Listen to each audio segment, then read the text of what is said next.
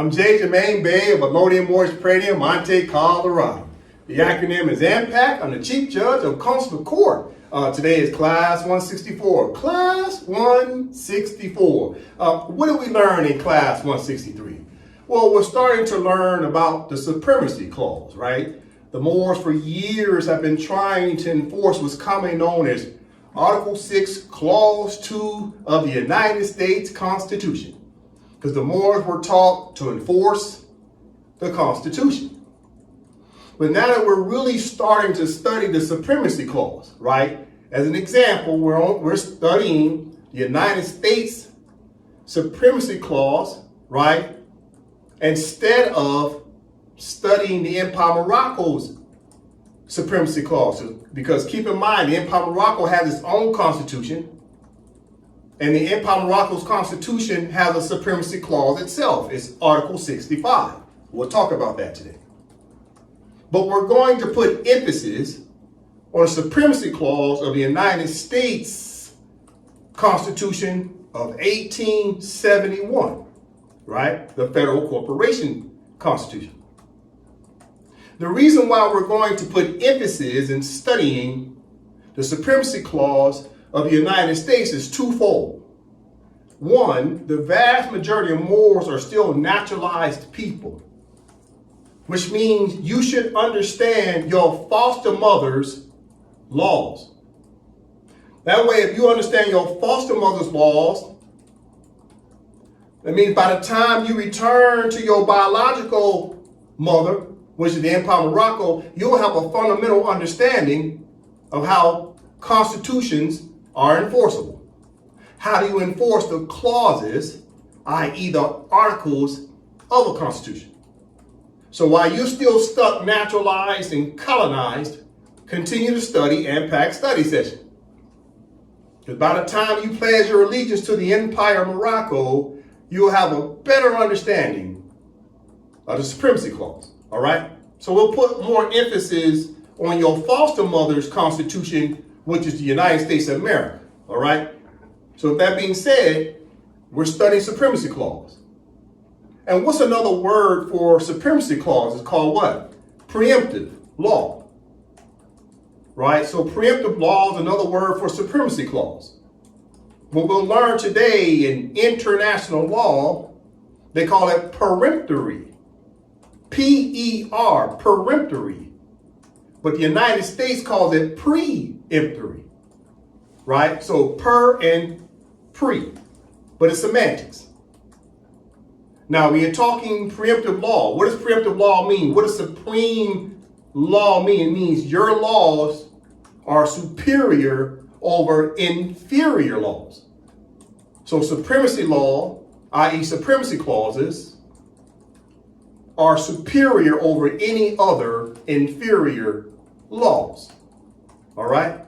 Now, what we learned in the previous class was that the Moors have to understand we were failing in the four basic elements of a contract. What are the four basic elements of a contract? Well, number one is what? The parties must be known in the contract. Right?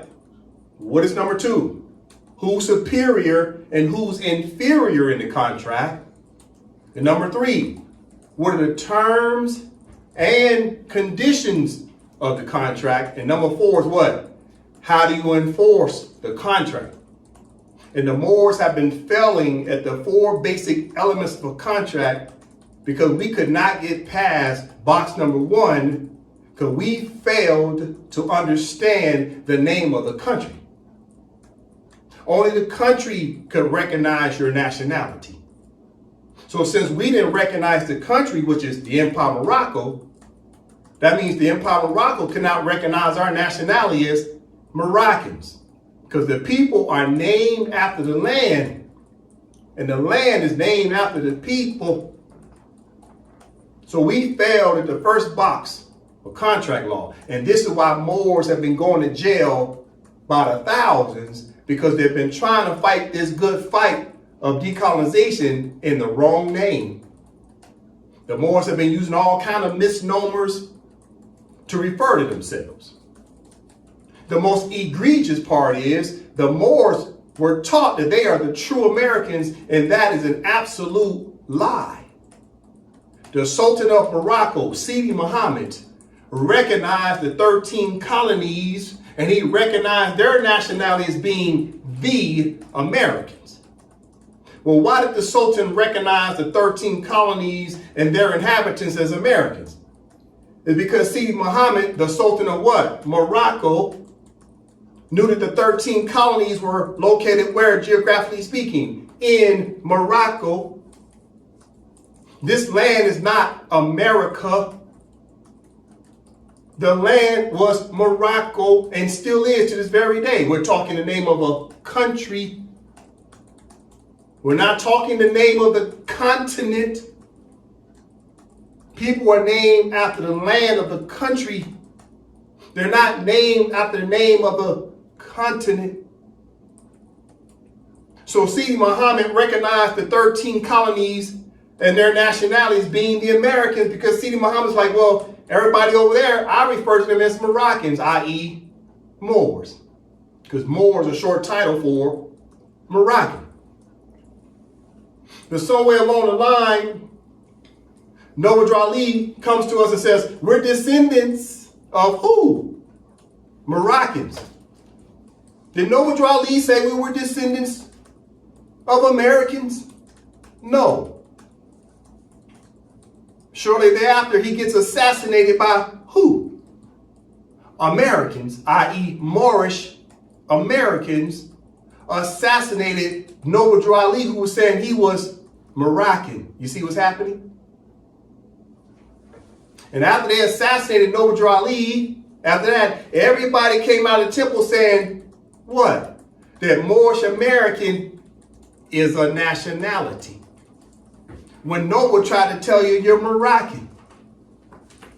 And if you're indigenous to the land and you refer to yourself as Moroccan, that means the land is what? Morocco. And Moors keep saying that this is the land of Morocco, then they say they're Americans.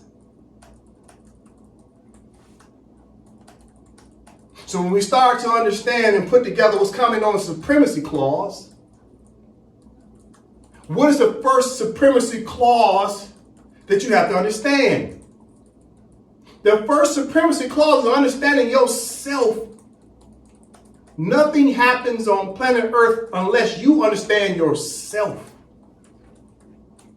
You to understand that you are a supreme being because of your nationality. Everything started with you. And if you don't know who you are, that made you automatically inferior in the contract. By default, you became inferior because you're using the wrong name. You could never be superior to use a superior clauses because you was not in the superior political status of understanding your nationality and the name of your biological mother. So now you come under the umbrella and jurisdiction of your foster mother, who calls her name the United States of America, and that's who Sidi Mohammed recognized in the Treaty of Peace and Friendship of 1786. So what's happening is the Moors are still stuck, naturalized, meaning you come under the foster care of your foster mother, and what is her name? American. Because you don't want to come back and pledge your allegiance to your biological mother, which is Moroccan. So you're standing over there with your foster mother, trying to tell your foster mother what to do in her house. Instead of you returning back to your biological mother and pledging allegiance to the family, which is your biological mother, the Empire of Morocco, and your political father, which is the office of Sultan. You have to choose between these two houses. You gonna stay in a foster house with a foster mother who abuses you? Or you gonna come back to your biological mother's house along with your biological father, which is the office of Sultan, and start to put together laws where we can harmonize as family and then enforce our laws against any foreigners in our land. But you can't do both while you stand under the umbrella. You're in the house of jurisdiction of your foster mother while trying to tell her what to do. You can't do both. If you're going to stay over there, then stay over there and abide by her house rules. But you can't stay over there with her and tell her what to do. It does not compute. You got to come home and choose between the entire submission to the laws of the Empire of Morocco and being what political status? Now you're in a superior status in order to enforce what? Superior laws through the supremacy clauses that's commonly known as what? Preemptive law. We'll keep studying about the supremacy clause. We'll continue to study today. In the next few classes, we'll keep talking about this topic because this is very important for the Moors to understand. Because preemptive laws start to overrule and supersede the colonist laws, policies, statutes, codes, etc. But you could never overrule or supersede or overturn what the colonists were doing because you're still in their house. You have to get out the house and come back to your mother's house. Then you can enforce superior laws. All right, so what else did we learn in class 163? We started talking about the fact that the State Department of the United States says that the treaties are unbroken. Well, if the treaties are unbroken, that means the relationship, the recognition between the Empire of Morocco as a country and the United States of America as a country is unbroken. Which means the highest office of these two countries, that relationship should also be unbroken between the Sultan and the President of the United States. Keeping in mind the President of the United States is working in a capacity where he's a representative of the United States of America. So the United States of America, which does not have a president, but the United States of America has a representative called the United States. And that president is the president, i.e. the head of government. But the incumbent president, as of today, March 2025, is not the president of the United States of America. If the incumbent president in March 2025 is the president of the United States of America, that will make him head of state.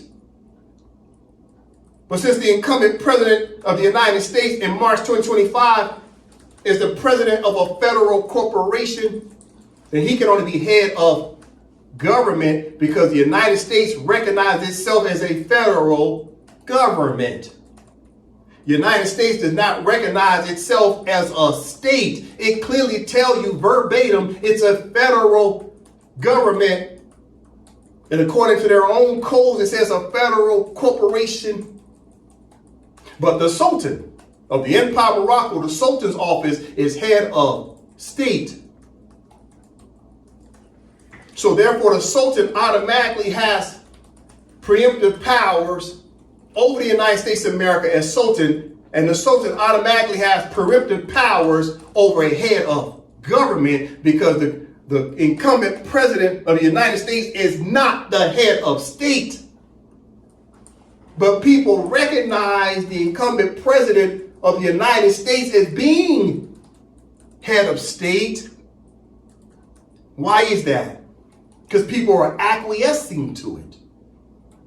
Under what's commonly known as inherent powers, the President of the United States is taking on inherent powers that is presumed that he is head of state in the absence of the head of state. You see?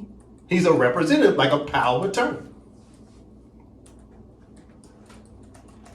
And this was happening with the Moors.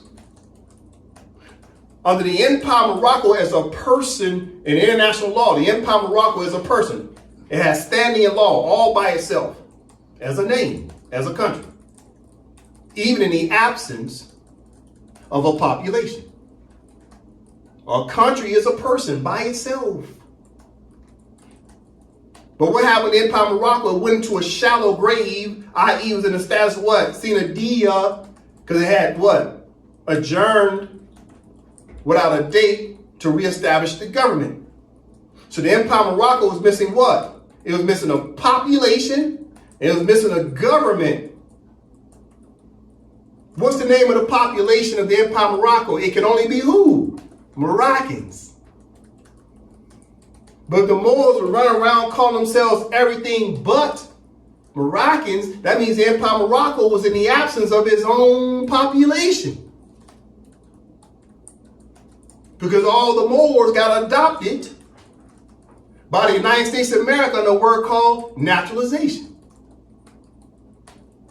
So even though the Empire of Morocco always existed and always will exist, the Moors themselves vacated their own nationality because they became adopted by their foster mother.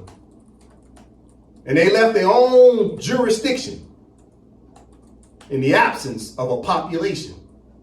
And this is why the United States says Moroccan nationality is obsolete. We'll talk about that today. Why does the United States, or should I say, how do they have the audacity to say that Moroccan nationality is obsolete? You see, when they use that word obsolete, they're using preemptive language. They're trying to say, well, we're going to say Moroccan nationality is obsolete, which means they're preempting Moroccan nationality, meaning they're striking it or making it moot. What does moot mean? Irrelevant. Well, how is it the United States was getting away with saying Moroccan nationality was obsolete? It's because the Moors themselves do not recognize themselves as Moroccans. And why is it that Moors don't recognize themselves as Moroccans? It's because the Empire of Morocco was in the absence of a government since 1956. So if there's no government there to take on the application for you to be recognized as Moroccan, then how can you ever say you're Moroccan without the government of a country recognizing your nationality? So you know what the Moors did instead? They said you get your nationality through a religious corporation. So they tried to stay in their foster mother's house under her umbrella, being colonized and naturalized, and then falsely turn around and say you get nationality through a religious corporation. Religion cannot recognize your nationality, and neither can a corporation recognize your nationality. So both words are asinine to say your nationality comes through a religious corporation. The only person can recognize your nationality is the country and its government. Two parts, country, government. And we didn't have a government of what country? The Empire of Morocco. I'm being redundant for a reason. I'm trying to show the Moors why we got an F on our test for nearly 200 years. Going back all the way to Dred Scott. Dred Scott didn't know who he was, and neither do the Moors of today in the year 2025. Everybody is still Dred Scott. Because you still don't know who the hell you are. You're not Moorish Americans. You're not Americans. How did you become American if you are American? You were naturalized, meaning you were adopted.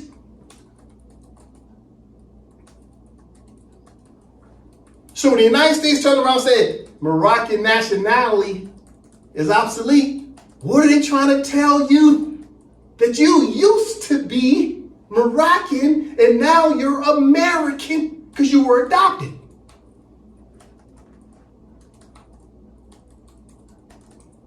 Now, let's keep it real. When the 13 colonies were trying to escape King George II of Great Britain, the 13 colonies started to negotiate directly with the Sultan of Morocco, Sidi Mohammed, for them to take on an establishment of what? Asylum.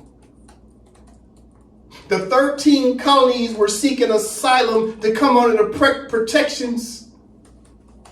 The 13 colonies came under the protections of His Majesty the Sultan. That's not hyperbole. Go look at Article 6 of the Treaty of Peace and Friendship. And you'll see that the Americans came under the protections of the Sultan. So the Sultan started protecting the British subjects of Great Britain. And the Sultan made a deal with them. Say, look, I'll provide protections for you, let you stay in my land, but you got to pay me what? Taxes, i.e. duties, i.e. what? Tariffs. Because the word tariff comes from who? General Tariq, a Moor from Gibraltar. So the 13 colonies were seeking asylum.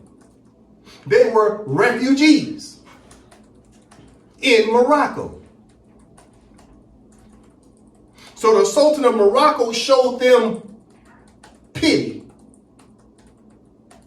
He showed them pity. He showed them mercy. And the Sultan put the 13 colonies under his protections. Now, what I just said, I can actually prove. One of these days, I'll show you documentation what a Sultan of Morocco around the year 1944 was already letting the United States of America know, remember, the Empire of Morocco put you under their protections and showed you mercy and pity and protected you when you were just getting started as an infant nation. The Sultan of Morocco around the year 1944 was saying this directly to the government of the United States. One of these days, I'll show that documentation.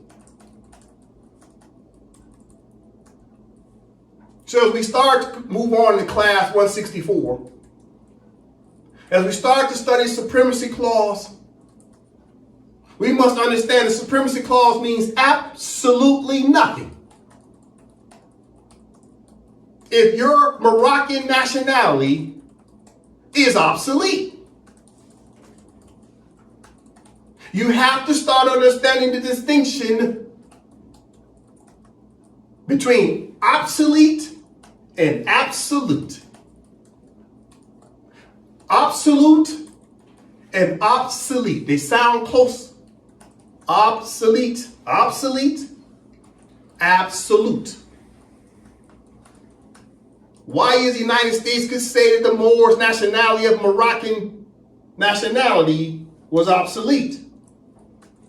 And because the Moors did not absolutely pledge their allegiance to the Empire of Morocco and its government. You have to go through the government to fill out the paperwork, and we never did it as Moors. So it was never absolute allegiance.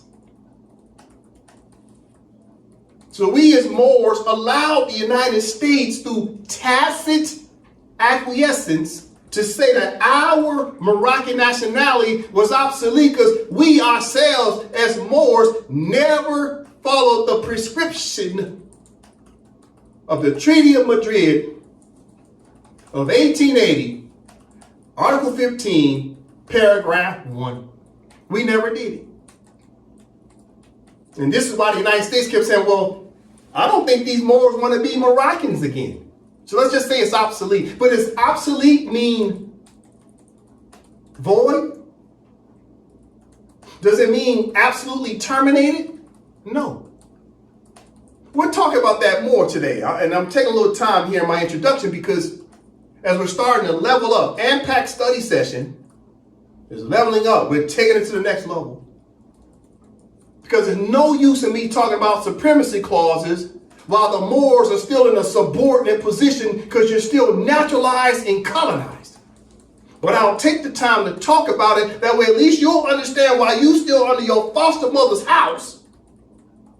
At least by the time you get to your biological mother's house, you'll understand what Supremacy Clause is all about. Let's get into the class. So the Moors know I always open up with the Constitution. Constitution is paramount, but we're going to start switching it up a little bit. The Moors know I always open up with the Constitution to show the example of AMPAC's Constitution. AMPAC's Constitution is an internal constitution. But now we have to start the recognition of the external constitution, which is the sovereign and independent state, i.e. the country. So from now on, we'll open up with the sovereign independent constitution of the Empire of Morocco. So with that being said, the Constitution is what? Paramount. Paramount. First. So the first thing the Moors needed was a constitution for the Empire of Morocco in order to start to do what? To enforce our rights as Moroccans. This is a country on country dispute when you're talking decolonization. You cannot decolonize as a tribe. You can't decolonize as a clan. You can't decolonize as a religious corporation. You can't decolonize as some civic organization. You sure as heck can't decolonize calling yourself a privatized charter or association, etc., etc., etc. The only person that can actually decolonize is the country, commonly known as the external sovereign independent state. So we're going to open up from now on with the Constitution for the Empire of Morocco that was signed by the Sultan on June 3rd, 2024. That's a very important date in history. It didn't match the Sultan after he was elected on May 12, 2024. After that, the Sultan declared the independence of the Empire of Morocco on May 13th, 2024. And then after that, he did what? He signed the Constitution, which made it fully ratified because he was head of state. And who signed the Constitution first? It was the legislators and the governors of the territories. And then the Sultan signed it last as head of state, giving it the full weight of the state. You see? All right. So now you move on to an internal constitution because we just left the external. Now this is the internal constitution of AMPAC, right? So all the Moors will need an internal constitution for each of the territories, such as the United States has 50 territories. So all 50 territories require Moors to have an internal constitution. All right. And that's what AMPAC has, an internal constitution that comes under the sovereign and independent constitution of the Empire of Morocco. Let's move on. Now, the Moors were in the absence of three branches of government. Now we've reinstated the three branches, and now we did what? We reconvened the government. The government is in full force and effect. We're now governing, right? So we got the Empire of Morocco, the name of the country, which is the external sovereign independent state. Then you got the head of state, which is Sultan, right? That chair, right, is now being sat in by His Majesty the Sultan Abdul Al-Kabir. It's been reinstated. Then you got the executive branch, you got the legislative branch, and you got the judicial branch. All three branches are in full force and effect. All right?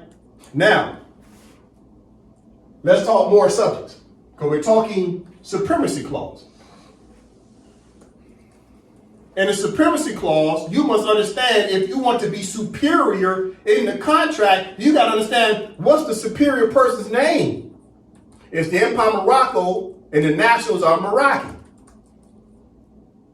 So if more subjects, i.e. anyone who calls themselves Negro, Black, Colored, African American, Moorish American, Hebrew Israelite, Indian, etc., every last one of you are Moorish subjects according to treaty language. And treaty language is a supreme language of the land.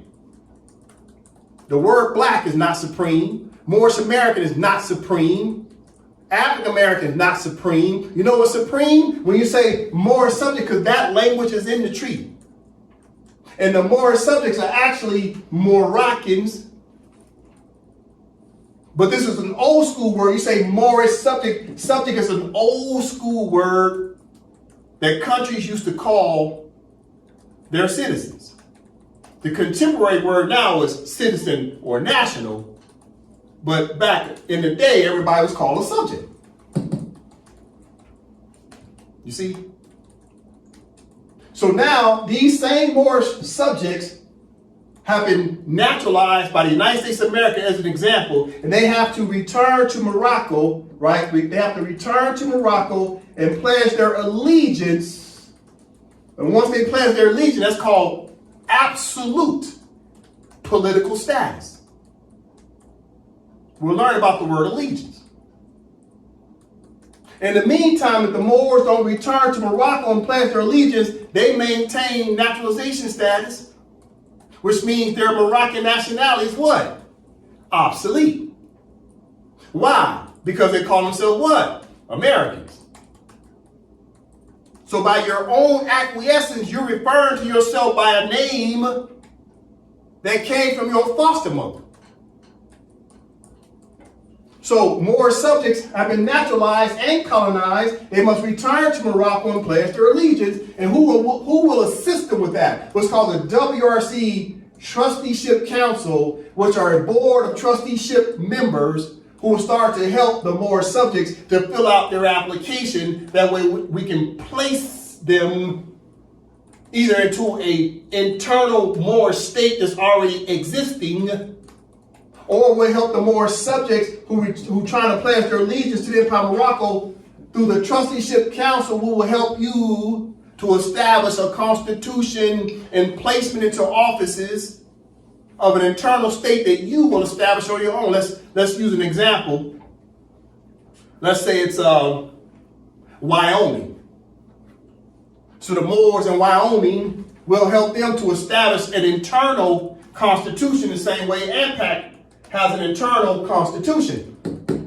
So the Moors of Wyoming will help them establish that constitution, help them put their officials in the seats so they can start to govern over that territory that's commonly known as Wyoming. But it will become what? A shared jurisdiction. Moroccans and Americans have to share jurisdiction. Why? Because this is what Sidi Muhammad, the Sultan of Morocco, established when he signed the treaty with the 13 colonies in 1786. The Sultan wanted the Americans to be our neighbors, to cohabitate in this continent and all other continents. So the Sultan recognized the 13 colonies, and those 13 colonies have turned into 50 plus colonies, i.e. the contemporary word is what? States. Internal states. And the treaties is what recognized their right to cohabitate with the Moors. But who's superior in the land? It is the Moors, because we are the land lords. Now, this is nothing new when I say that to the government of the United States. They already know that, but the United States has been lying and deceiving their citizens. And how is it that the United States got away with deceiving their citizens? It's because the United States turned around and said Moroccan nationality is obsolete because they naturalized the Moors. Now the Moors aren't calling themselves Moroccans, and the Moors are now calling themselves Americans. Now the Moors, who are adopted as being Americans, are living side by side with other Americans who are the original Americans that Sidi Muhammad recognized, who used to be British. The 13 colonies originally were British subjects that the Sultan recognized as American. And now the Moors are calling themselves Americans, when you've always been Moroccan. Listen, moving on. So the Empire of Morocco will help, okay? His Majesty Sultan, the three branches of government, will help the Moor subjects to start to return to Morocco, to choose between the entire submission to the laws of the Empire of Morocco. What is the law of the Empire of Morocco? Okay, it's the Constitution. It's the Constitution for the Empire of Morocco. That is the first law. It's paramount. What does paramount mean?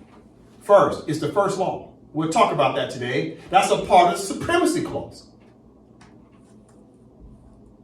The Constitution itself preempts naturalization. The Constitution itself, the language in the Constitution, preempts as supremacy language. It preempts the Constitution of the United States if, in fact, the United States has said, no, these Moor subjects are now Americans. Well, the Constitution of Morocco says, we disagree with that because our Constitution recognizes these Moors as Moroccans. Therefore, Moroccan nationality is no longer what? Obsolete. But in order to enforce that, the Moors themselves had to take the first steps. Listen, the Moors themselves individually had to come back and pledge their allegiance to the Empire of Morocco in order for their Moroccan nationality to be what? Absolute. Absolute. Versus being what? Obsolete. You must know the distinction between absolute versus what? Obsolete. We'll talk about that. Okay, in class 163, we're talking about the Supremacy Clause, so we're starting to level up, right? As we continue to emerge as a sovereign and independent state, we must understand how to enforce the Supremacy Clause. All right, Supremacy Clause, from the top, no. Supremacy Clause. Question. What is the purpose and intent of the Supremacy Clause or Supreme Law and Procedure? Answer. The Supremacy Clause or Supreme Law supersedes, overrules, and preempts inferior laws and inferior procedures. All right, thank you. So Supremacy Clause, as we learned in class 163, we have a question. What is the purpose and intent of the Supremacy Clause or Supreme Law and Procedure? What is its intent? What is the purpose and intent of having supreme laws? Well, the answer is the Supremacy Clause or Supreme Law supersedes, overrules, or preempts inferior laws and inferior procedures. So everybody has laws, but the question is, who gets to have laws that supersedes your laws? It's just like when you live in your house. Let's say you had a big family. You have mom and dad, and you have brothers and sisters. When mom was home, she was the boss, and she put the eldest child in charge of the youngest children. So mom has supremacy clauses. She could preempt what the oldest child was saying or doing. And the oldest child could have supremacy powers to preempt what his younger brothers and sisters were doing. But when dad came home, dad had the supremacy power to preempt mom, the oldest child, and all other children. You see? This is typically what dad did when he got home. Now, usually he don't want to be bothered because he's tired. That's why I say, hey, don't make me come in that room and take my belt off. That's him saying, I'm tired. Please don't make me get up. Because if I get up, I'm going to do something. I'm going to do something to you. I'm not here to talk. You see? So, you're talking supremacy clause is a structure, tier structure, right? Like in the military, rank and file. We must understand this. So law is no different. Somebody's law supersedes someone else's inferior law. All right, let's move on. We'll keep talking about this. What do I have up here? In class 163, we were talking about the supremacy clause about who on the left is superior and who on the right is inferior. Okay, on the National Archive, the founders, look how the United States, this is the United States website, look how they have it, in the way they have it styled. It's the Moroccan-American Treaty of Peace and Friendship of 28 June 1786. Now remember, I taught you in class 163, the power is always to the left. The subordinate is always to the right. What does the hyphen mean? The hyphen means they are joined. It's a joinder in law. How is Moroccans and Americans tied together? They're tied together by what? Recognition. The Sultan of Morocco recognized the 13 colonies. And he recognized them as what? Americans. Because the Sultan of Morocco already knew that the Moors were already Moroccan. The Sultan was Moroccan. And the courts were of Moroccan nationality. And they were recognizing the Americans as the other part of the contract. So who supported the contract? The person to the right. The Americans, which means the United States of America and the Empire of Morocco, are in this contract. What type of contract? Recognition and then treaties. So when the State Department says the treaty is unbroken, then tell me the name of the Sultan if the treaty is unbroken. Because everybody knows the name of the President of the United States, then tell me the name of the Sultan of the year 2025. Matter of fact, tell me the name of the Sultan from the year 2024, 2023, 2022, 2021, 2020, 1999, 1998, etc. Tell me the name of the Sultan from those previous years. You see, there hasn't been a Sultan since 1956 on up to the year 2024. But yet the United States says the treaty is unbroken between Moroccans and Americans. Well, time out.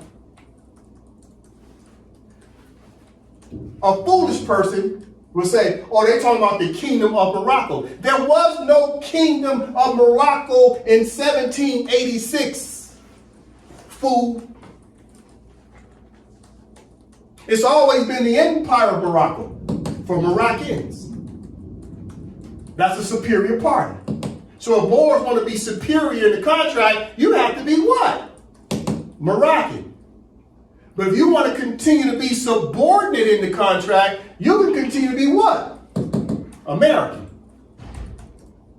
This is a bilateral treaty. And we're sitting at a table Moroccans are sitting on this side of the table, and Americans are sitting on the other side of the table. So I'm asking the Moors, what side of the table do you sit on?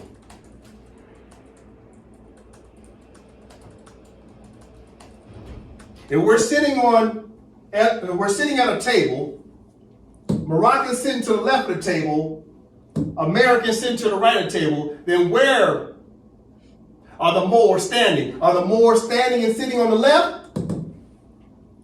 Or are the Moors standing and sitting on the right of the table? But you know what I've noticed about the Moors? They've turned this into a hybrid. They say, oh, they're not, the colonists are not the real Americans.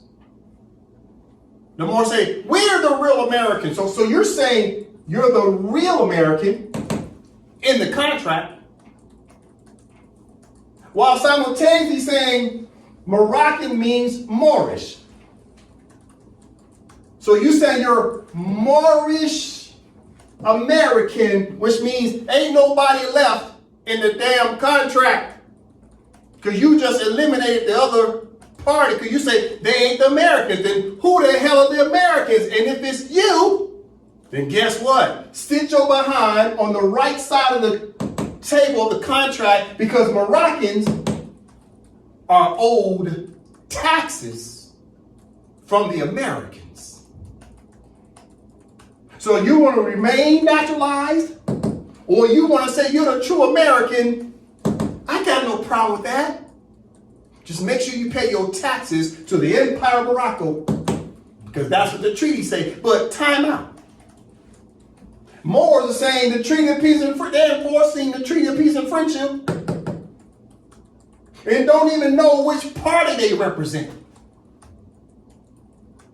Only Moroccans on the left can enforce the treaty against Americans on the right. But if Moors saying they're Americans on the right, then tell me, who are the Moroccans on the left that's supposed to collect the taxes? Because here's the superior parties, the Moroccans, and the subordinate inferior person is the American. That's what the treaty says. Let's read a couple sentences. Nova. The Moroccan-American Treaty of Peace and Friendship, in the name of Almighty God, on the 28th of June of 1786. This is a treaty of peace and friendship established between us and the United States of America, which is confirmed and which we have ordered to be written in this book and sealed with our royal seal of our court of Morocco on the 25th day of the blessed month of Shaban in the year 1200, trusting in God, it will remain permanent. All right, time out. So right here in the preamble, it's telling you who the parties are.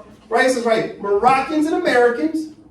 So right here it says, this is a treaty of peace and friendship established between, meaning there's two parties, between us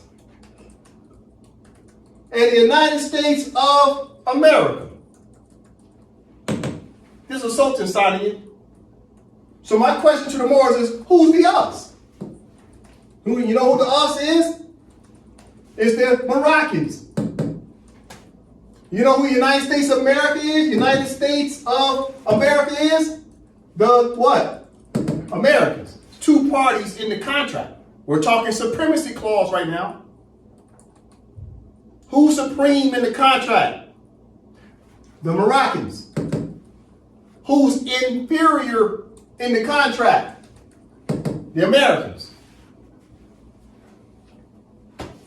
Now wait, it talked about a court right here. Now this treaty was done, right, by the royal seal in our court of Morocco. Our court of Morocco. Well wait, if the Moors are saying they're Americans, and they keep around talking about, oh, we got consular court. Is your consular court American? Because consular court is what? The court of what? Morocco.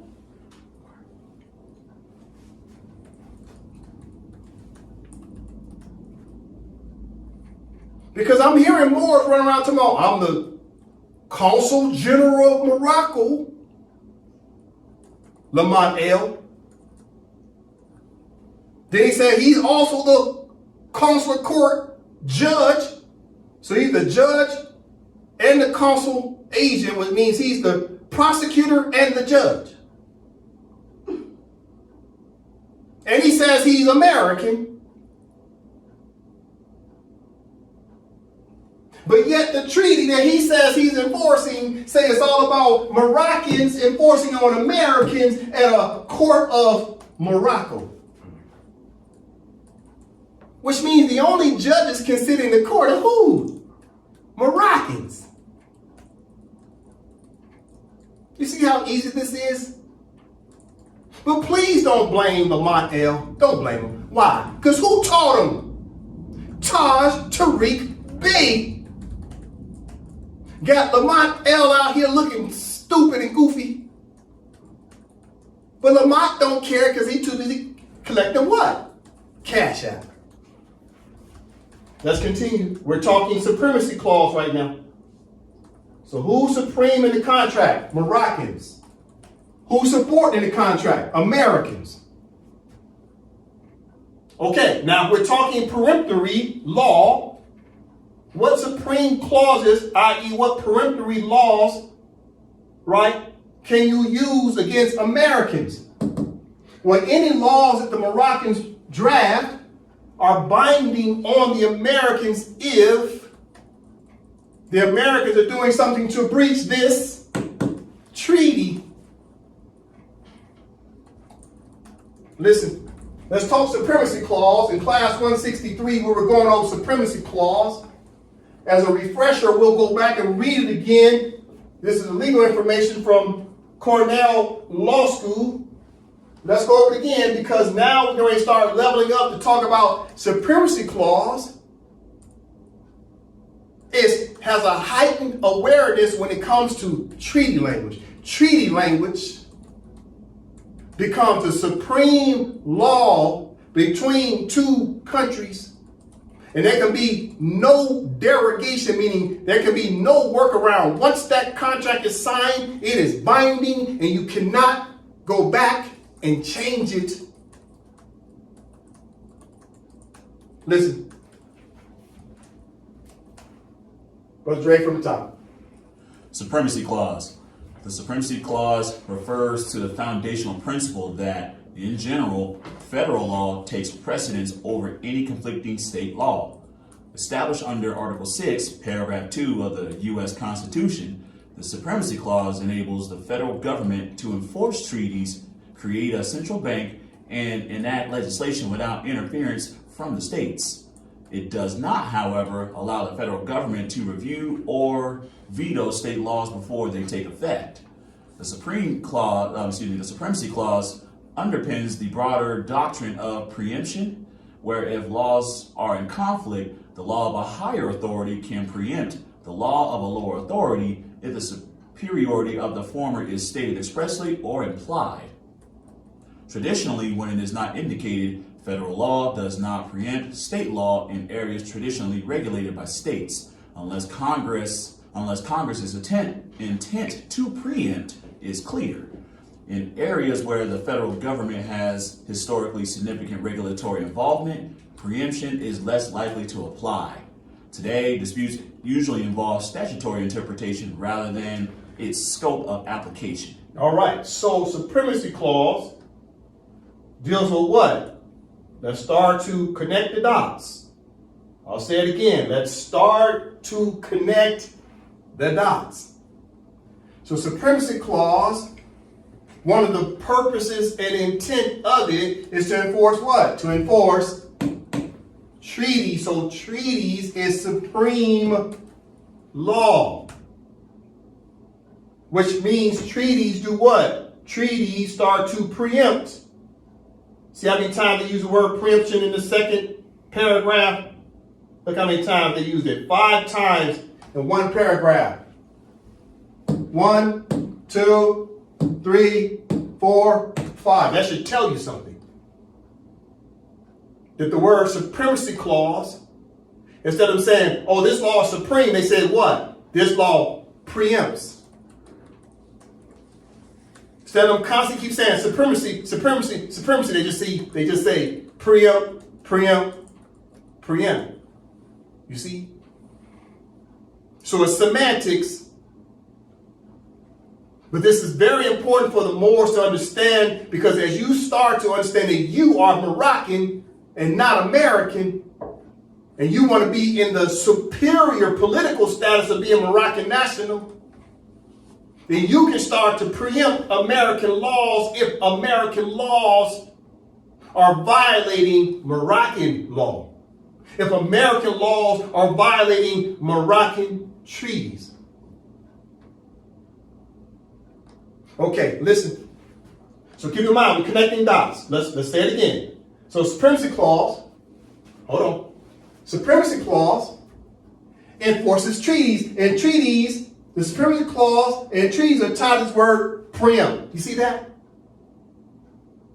So preempt has a causal relationship with treaties, because treaties preempt. I'm being redundant.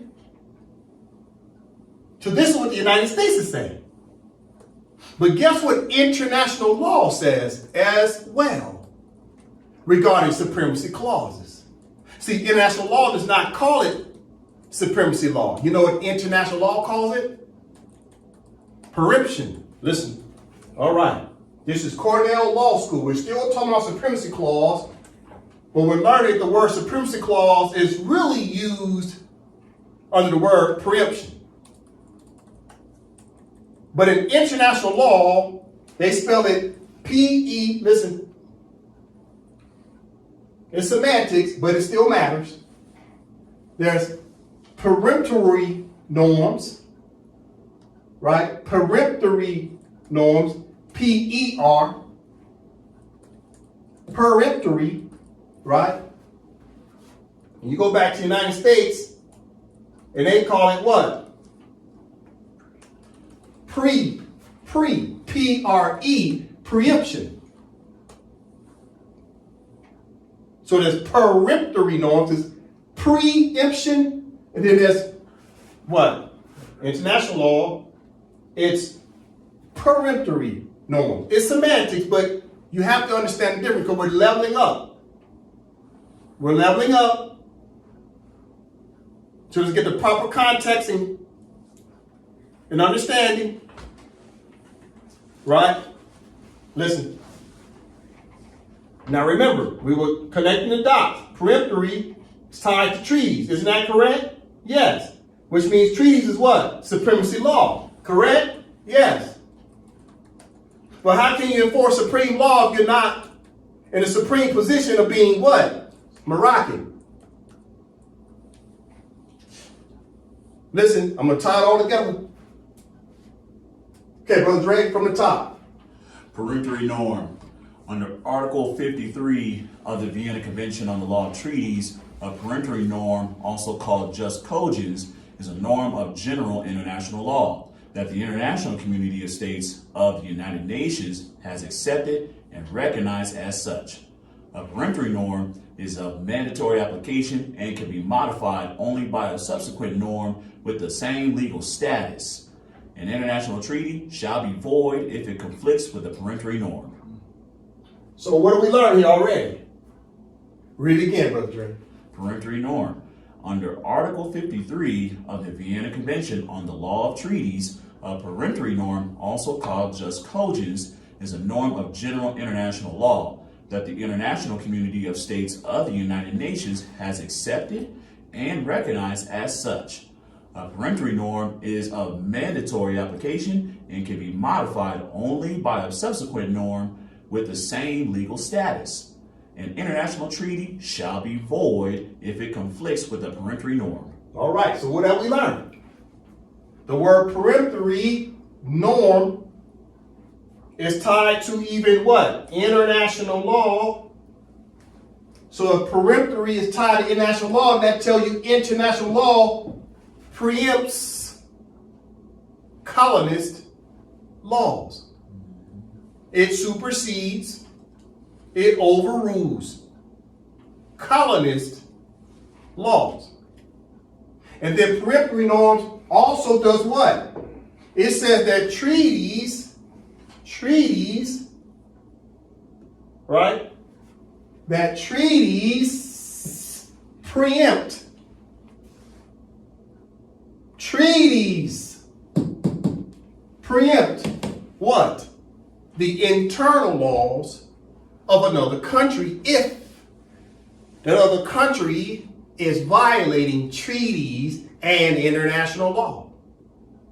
So you have international law and treaties preempt any laws on planet Earth if another country's laws are violating international law or a treaty. I'm taking my time here because we're leveling up, so I have to be a little slower here. But who's the only person can do what? Enforce supremacy clauses, i.e. preemptive law. Who's the only person who can do that? The person that's superior in the contract, or if the person subordinate in the contract, listen, I'm going back to founders, treaty of peace and friendship. So who's superior in the contract? Moroccans are superior, Americans are inferior, subordinate, but Americans can enforce the treaties on Moroccans if Moroccans are violating the treaty as well. So a treaty is a contract and either one of the parties can enforce it. But how can Moroccans enforce treaties against Americans if Moroccan nationality is allegedly obsolete? So the United States of America has been running around rogue because the other party in the contract was not enforcing the treaties on the United States of America and its Americans. So you notice I got the word treaty here. So it's a Moroccan-American treaty because the Moroccans and Americans are tied together through treaty recognition. Two countries are tied, two nationalities are tied, and two governments are tied. And both of them are supposed to be enforcing the contract on each other. But the Moors don't call themselves Moroccans, do they? Unless you have already pledged your allegiance back to the Empire of Morocco. Moors keep saying they're Americans, then who are the Moroccans? And don't say it's the Moroccans of the Kingdom of Morocco, because there was no Kingdom of Morocco until 1956, and this treaty goes back to 1786. 1786. The Empire of Morocco for Moroccans throughout the entire Empire of Morocco. Listen, so peremptory norms of international law, because this is what Moore should have been studying all these decades, to learn how do you defeat, how do you destroy the legal arguments of the United States and of their several union states and their local municipalities. How do you destroy the federal, state, and local municipalities?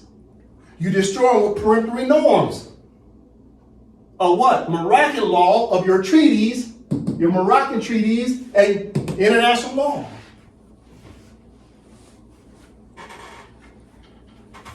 Listen, we're talking Supremacy Clause. We're talking preemptive law. What do I have up here? This is going to be very important to the Moors. So the Moors need to take a screenshot of that.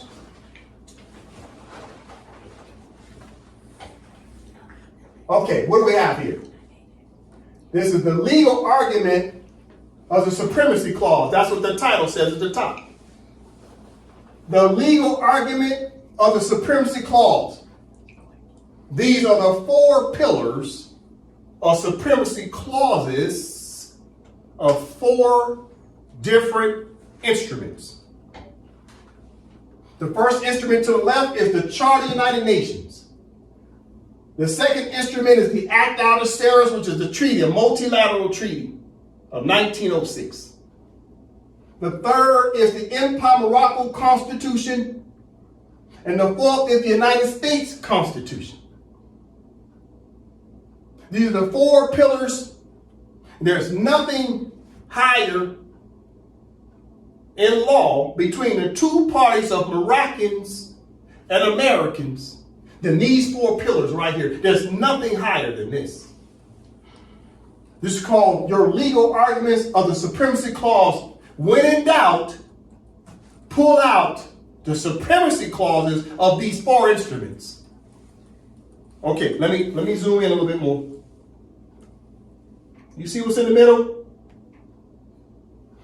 USA, which stands for United States of America. The United States of America is surrounded. You see why I got them in the middle? They're surrounded right in the center. United States of America is surrounded right in the center with what?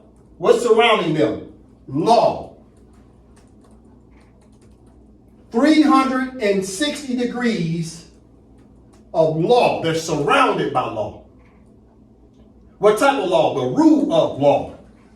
But which law rules? It's supremacy clauses, i.e. what? Preemptive law.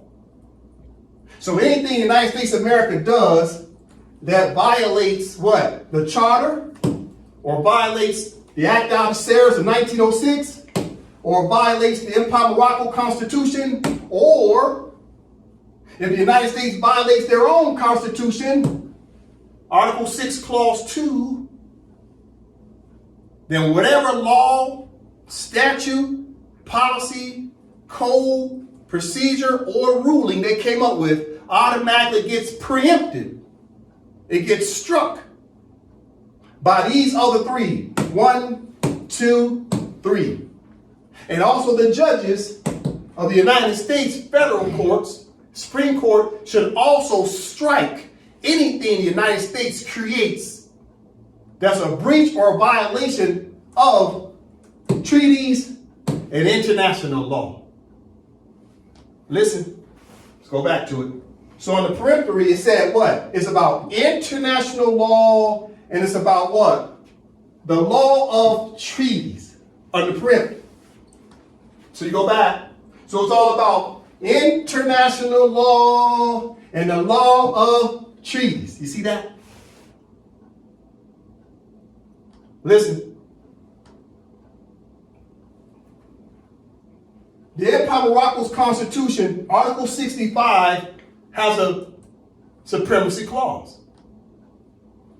The United States Constitution, Article 6, Clause 2, is their supremacy clause. But listen to me very closely.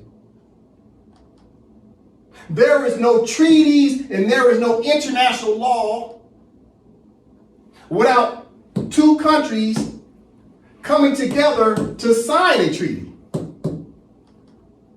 There is no international law without multiple countries coming together to establish international law through the United Nations Charter. So constitutions are paramount because everything is pursuant to your constitution. The constitution is what gives your government the right to draft treaties and sign treaties and fully ratify them. That way they become treaties. But once a treaty is fully ratified, it becomes what? Supremacy language over the two countries. The treaty starts to govern over these 2 countries, AMPAC Morocco, United States of America. And the Charter of the United Nations has a supremacy clause called Article 103. Article 103 says if these 2 countries, AMPAC Morocco and the United States of America, are not respecting the treaties, then the Charter of the United Nations has a supremacy clause that says the charter members can get involved to force these 2 countries to abide by the treaty. So these are 4 supremacy clauses that we'll talk about over the next couple classes. But today we're going to start with your foster mother's supremacy clause, because that's the one the Moor's been studying for years, but you still did not comprehend what you were reading.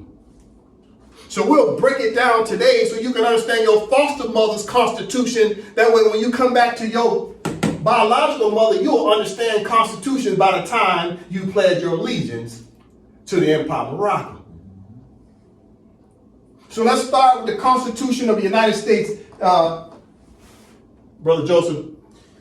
U.S. Constitution, Article 6. This Constitution and the laws of the United States, which shall be made in pursuance thereof, and all treaties made, or which shall be made, under the authority of the United States, shall be the supreme law of the land, and the judges in every state shall be bound thereby. Anything in the Constitution or laws of any state to the contrary notwithstanding. Okay. All right, Morris. I'm going to try to do my best to take my time today. I know sometimes I talk too fast. But now that we're leveling up, we have to take our time to start understanding the Supremacy Clause of the United States, because we're going to weaponize the United States Constitution against them. Right? Now, I don't talk about religion too much, but if you look at the story of David and Goliath, David used Goliath's sword to chop off his head. What does that mean? You see, you use your opponents, what they think is their strength, you turn their strength into a weakness. So what is their strength? Their strength is their constitution. That's number one. But within their constitution, they have a supremacy clause that's binding on them. So you study your opponent to see what he thinks his strength is, and you also understand what is his weakness within that same strength. So we're going to break down the supremacy clause, so we understand our opponent's strength and weakness. And then we'll use that weakness against them, commonly known as the rule of law. We will use the rule of law against the United States. And we will beat them with their own law. Now, how is it that we're going to beat them with their own law? It's because we ourselves have a law. Empire Morocco has a constitution as well. Article 65, Brother Joseph. Empire Morocco Constitution, Article 65. All treaties made, or which shall be made, under the authority of the Empire of Morocco, shall be the supreme law of the land. The judges of the empire and the internal states shall be bound thereby. Anything in the Constitution or laws of any more state to the contrary notwithstanding. So what does that mean? Since this is a supremacy law of our Constitution, and then you turn around and tell the United States, well, isn't that what your Constitution says as well, that treaties, supreme law of the land? So these two cancel each other out, because both of us as two parties, right? Moroccan American treaty. Let me remind you, stand by. This is a Moroccan American treaty, treaty of peace and friendship. Therefore, if it's a Moroccan American treaty, that means both parties should have supremacy language that says both parties recognize treaties as supreme language. Listen, what do I have up here? Well, it's a Supremacy Clause, Article 6, Clause 2. Now, we just finished reading it. Now, keep in mind, Moore has been reading this for decades. But I would ask the Moors, once they finish listening to this class today, go look in the mirror and ask yourself, did you know what it is an AMPAC study session taught about Article 6, Clause 2? Now, here's my first question. Now that we've read it, let's read it one more time. Brother Joseph, from the top. Supremacy Clause, Article 6, Clause 2, as follows. This Constitution and the laws of the United States which shall be made in pursuance thereof, and all treaties made, or which shall be made, under the authority of the United States, shall be the supreme law of the land, and the judges in every state shall be bound thereby. Anything in the Constitution or laws of any state to the contrary notwithstanding. Okay. Here's what Moors have to understand. When you're reading law, because we're reading law, whose law? The law of the United States. For who? Americans. We're studying your foster mother's Constitution. What do you see? Do you recognize that it has 8 phrases, i.e. 8 sections? I ask the question again. Under grammar, it's called phrases. Under legalese, it's called sections. So it's Article 6, Clause 2, and it's 8 sections. Do you see it? Okay, let's take you back to grammar school. When you read law, it has a comma. Every time you see a comma in grammar, that's called a phrase. So it's, as soon as it starts off, it says, this Constitution, comma. Legalese said it's called a section. So the first section is this Constitution, comma. So everywhere you see a comma, a colon, or a semicolon, then those are phrases. So you read it, comma, you pause, and you start the next phrase, you read it, comma, you start the next phrase, you read it, semicolon. These are phrases, or in law they call them sections. Therefore, what you see when you read Article 6, Clause 2, it broke down into 8 sections. Listen, Section 1, this Constitution, comma. Section 2, and the laws of the United States which shall be made and pursuance thereof, semicolon. 3, and all treaties made, comma. Number 4, of which shall be made, comma. Number 5, under the authority of the United States, comma. Number 6, shall be the supreme law of the land, semicolon. 7, and the judges in every state shall be bound thereby, comma. 8, anything in the Constitution or laws of any state to the contrary notwithstanding. That's called 8 phrases or 8 sections.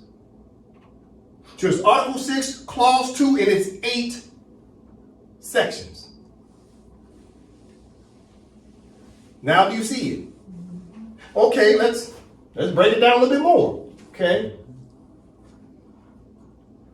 We got to take the Moors back a little bit. Got to take it back. We're leveling up. We're leveling up. Article 6, Clause 2 has 8 sections. Section 1, this Constitution, comma. Section 2, and the laws of the United States shall be made in pursuance thereof, semicolon.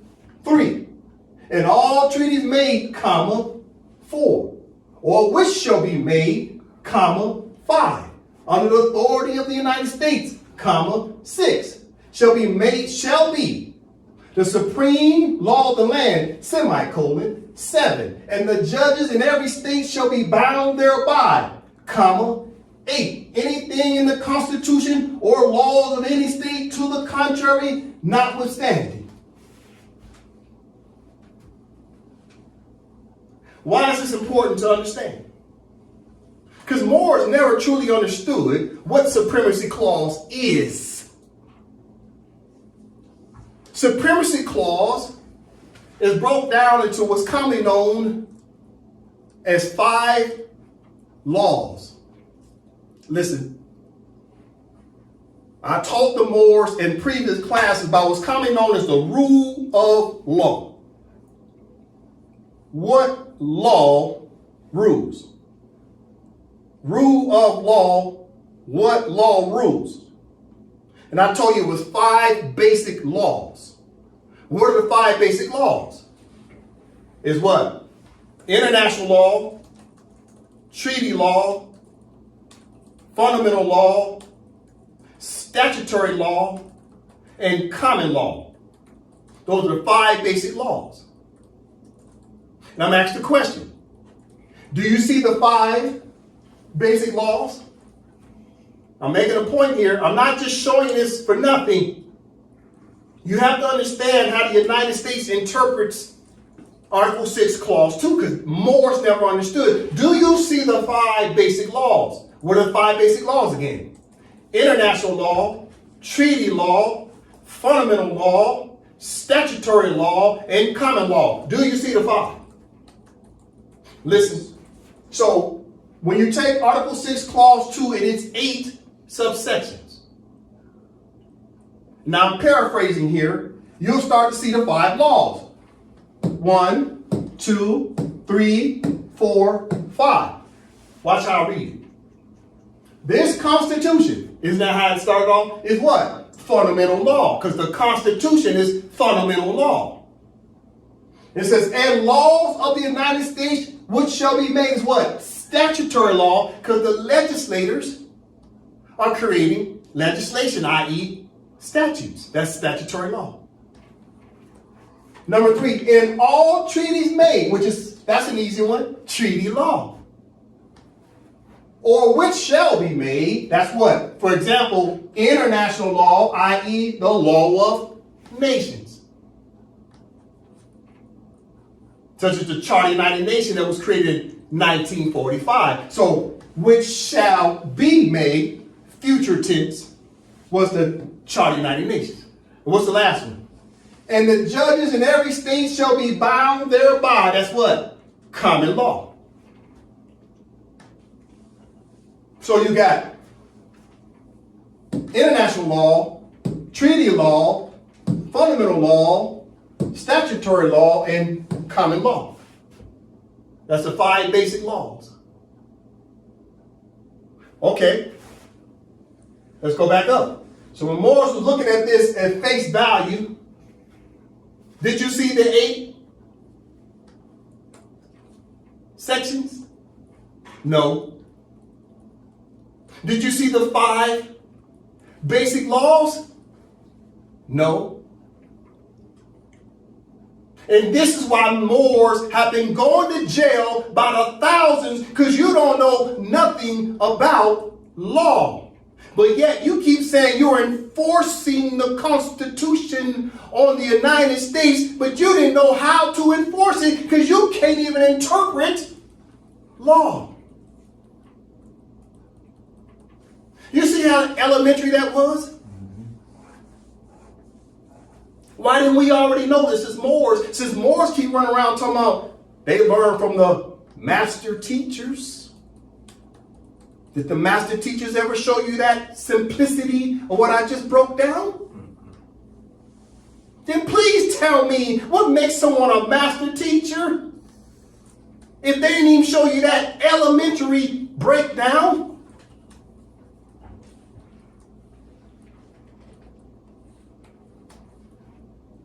Okay. Why is this important to understand? Moors have to start understanding law because we're talking Supremacy Clause, and another word for Supremacy Clause is preemptive law. But who's the only people can enforce Supremacy Clauses? Only the government officials So let's study it from the perspective of your foster mother's house. That way, when you come back to your biological mother's house, at least you'll understand the fundamentals of constitutional law. What do I have up here? The United States Constitution, here's an illustration. They have a legislative branch they call Congress, right? We have a joint assembly called the House of Representatives. You got the House of Representatives and the Senate. Collectively, these two parties are known as Congress, which are the legislators. Okay? Then you've got the executive branch, which is the White House, executive branch, the president and his administrative cabinet. Right? So you got the executive branch, which is the president.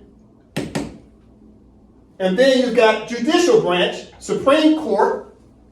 And you also have what? You got federal courts and state courts. And these three branches of government work in harmony with each other. And they all get their power from what? Pursuant to what? So the legislative branch, the executive branch, and the judicial branch all get their power from what? Pursuant to what? The Constitution. You see the three arrows pointing down? It's pointing from what? The Constitution. So the Constitution gave powers to the legislative branch.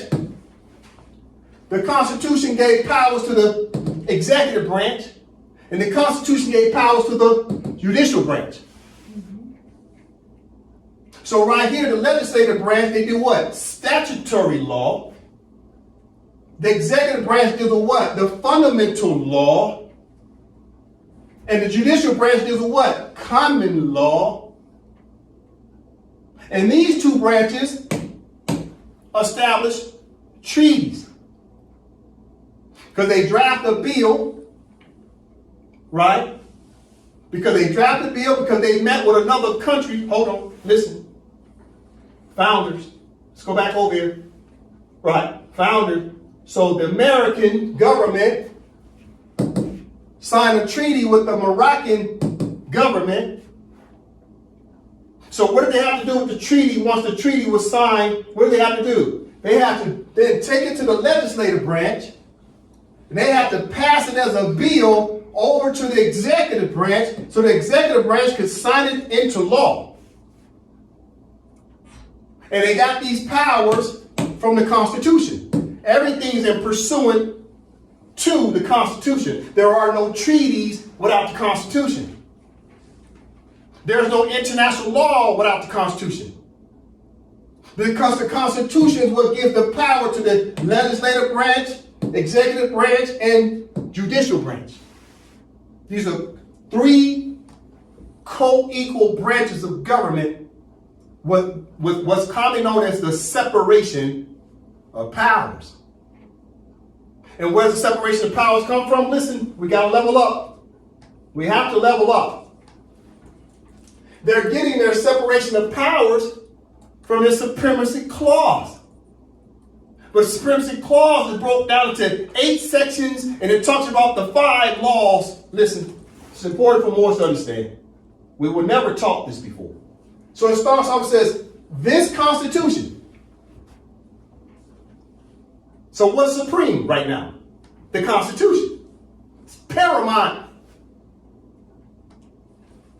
It says, and the laws of the United States which shall be made in pursuance thereof. So all the laws of the United States that the legislators create must be in pursuance to what?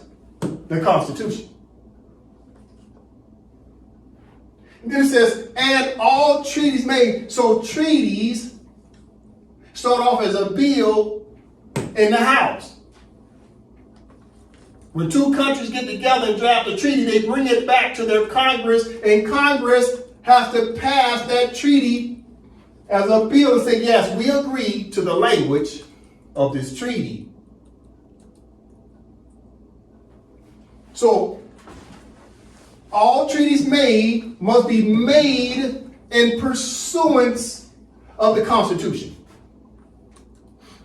All treaties made must be made in pursuance to the Constitution. All statutory and legislative laws made must be in pursuance to the Constitution. There are no treaties without it first starting off as a legislative act. All treaties start off as a legislative act. Or there will be no treaty because it has to pass through the House members first. There will be no Charter of the United Nations if it didn't pass through the House members first.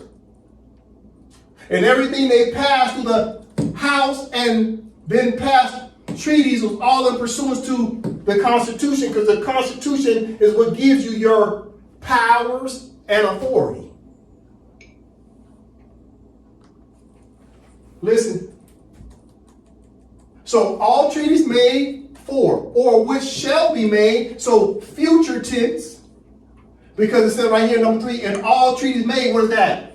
Present tense.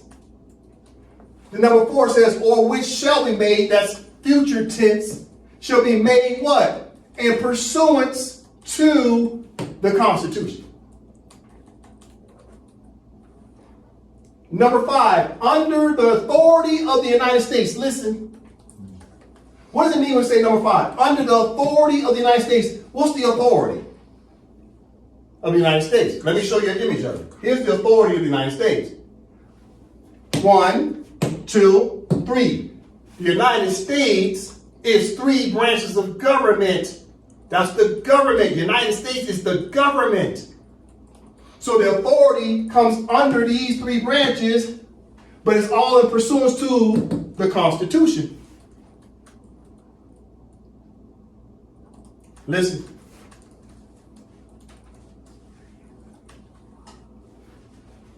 So, number 5, under the authority of the United States, so the United States government, the executive branch, legislative branch, and judicial branch has the authority to do what? Recognize all treaties which shall be made. The authority of the United States, 3 branches, can now oversee what? All treaties that's already made. And the authority of the United States, 3 branches, can oversee the laws of the United States, which is the legislation that's made or shall be made. In pursuance to what? The Constitution. Now listen. Number 6, this is important. Everything I just said, the Constitution, statutory law, present treaties, future treaties, and under the authority of the 3 branches of government shall be the supreme law of the land. Time out. What is the supreme law of the land? What is supreme? Well, it already told you what's supreme. Listen, here's where Moors get confused. It told you that what is supreme? Well, first of all, treaties. What else is supreme? The laws of the United States. It's summarizing. It's saying, what? Shall be the supreme law of the land. So after you read 1, 2, 3, 4, 5, you get to 6. When you get to 6, it's summarized, says all of these 1, 2, 3, 4, 5. You get to 6. 6 says these first 5 is supreme law of the land. So what's supreme? The Constitution. Language of the Constitution was commonly known as the enumerated powers of the Constitution. Enumerated. It's like saying the number. Enumerated means the numerous provisions of the Constitution. So the Constitution of the United States has 7 articles and 27 amendments. In layman's terms, that's 34 articles. So the enumerated powers is the numerous articles and its clauses and subsections. It's enumerated, meaning it's numerous. So number 6 says, it shall be the supreme law of the land. What? The Constitution and its enumerated powers. Then it says, and the laws of the United States which shall be made in pursuance thereof the Constitution. So number 2 is statutory law, i.e. legislation, is also supreme. So the Constitution is supreme language, fundamental law. The laws that's created by the House members and the Congress is also supreme law.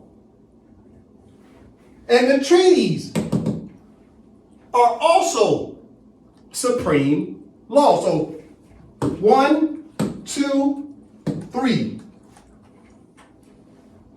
4, because that's future, which shall be made, treaties in the future. So all 4 of these, 1, 2, 3, 4, are supreme clauses. So the Constitution is supreme in its language. Legislation is supreme in its language. And treaties is supreme according to its language. It's not just the Constitution is supreme. Because the Constitution recognizes the power of treaty language. So when 2 countries have a dispute, what becomes the supreme language that 2 countries are supposed to use between the 2 of themselves? Listen, go back to founders. You pick up the treaty. And any dispute between who? Moroccans and Americans, you pick up what? The treaty. The treaty becomes supreme law between 2 countries. What becomes inferior? What becomes inferior laws? Let's go back to it. Got to teach them more. We got to take our time here. The treaty becomes supreme language, right? Supreme law of the land becomes the treaties when there's a dispute between 2 countries and their nationals. What becomes inferior? Internal legislation. The treaty supersedes internal legislation because the Constitution gave the treaty the power to settle the dispute between 2 countries because the treaty already had the language in it. You see? So the Treaty of Peace and Friendship has 25 articles. So you start with the 25 articles of the treaty first. If you can't sell it, the 25 articles, peacefully, do you take it to the Supreme Court of the United States? No. Why not? Because the Moroccans and Americans signed a treaty that said who would settle the dispute. It would be who? The court of Morocco. It's right there in the preamble.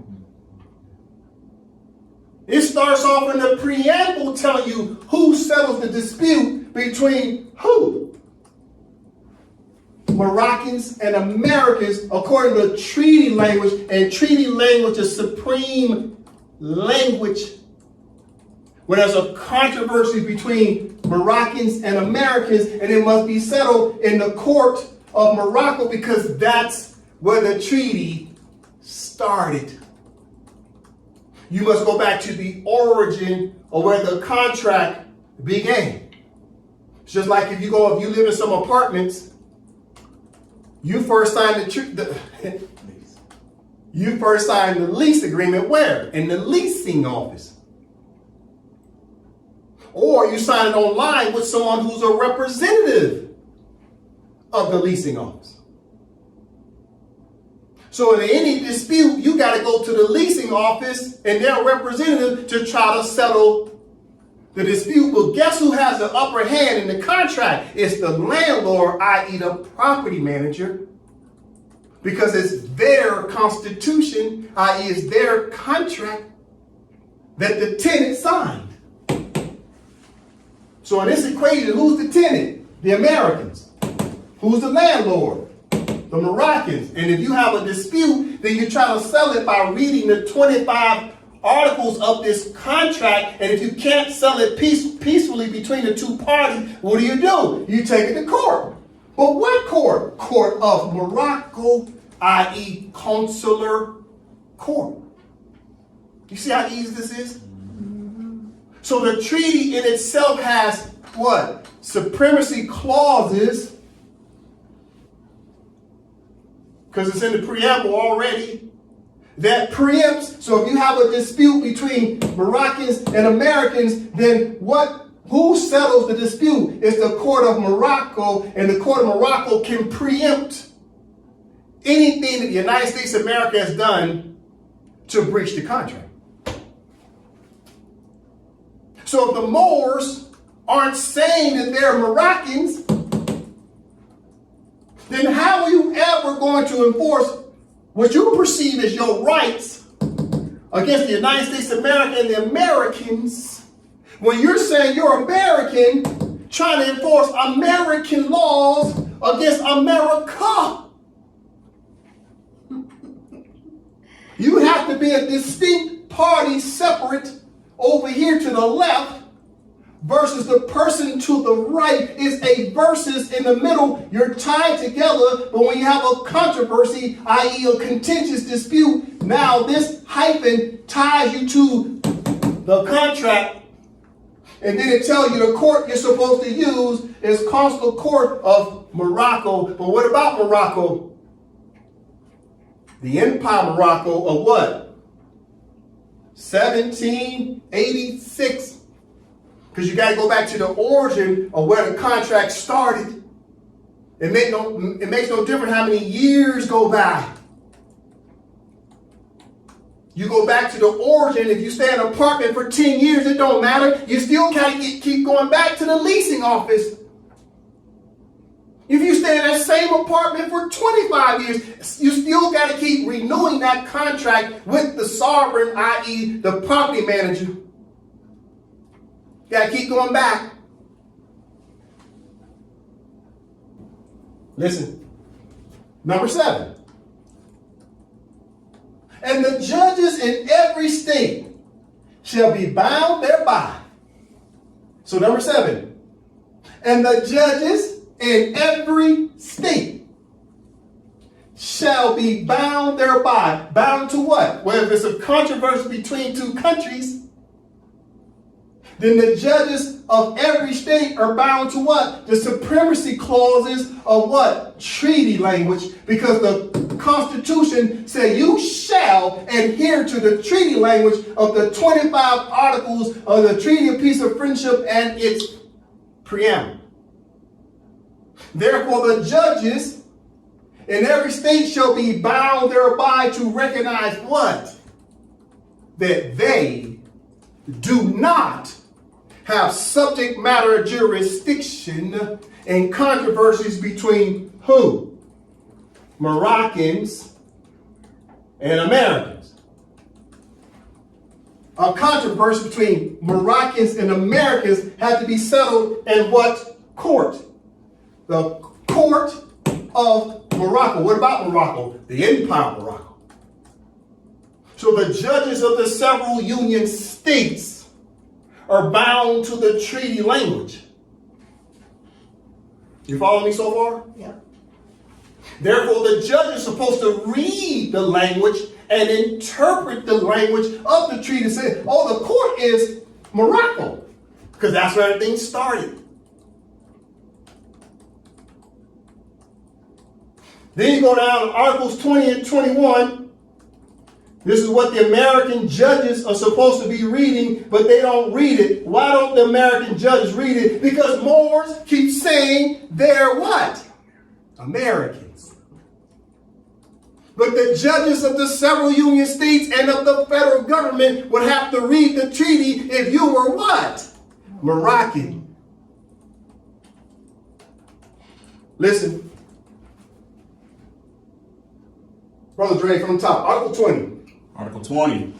If any of the citizens of the United States or any persons under their protection shall have any disputes with each other, the consul shall decide between the parties, and whenever the consul shall require any aid or assistance from our government to enforce his decisions, it shall be immediately granted to him. Article 21. If a citizen of the United States shall kill or wound a Moor, or on the contrary, if a Moor shall kill or wound a citizen of the United States, the law of the country shall take place, and equal justice shall be rendered. the consul assisting at the trial. And if any delinquent shall make his escape, the consul shall not be answerable for him in any manner whatever. Okay, so in the preamble it said, what court were they at when they were signing this? Morocco.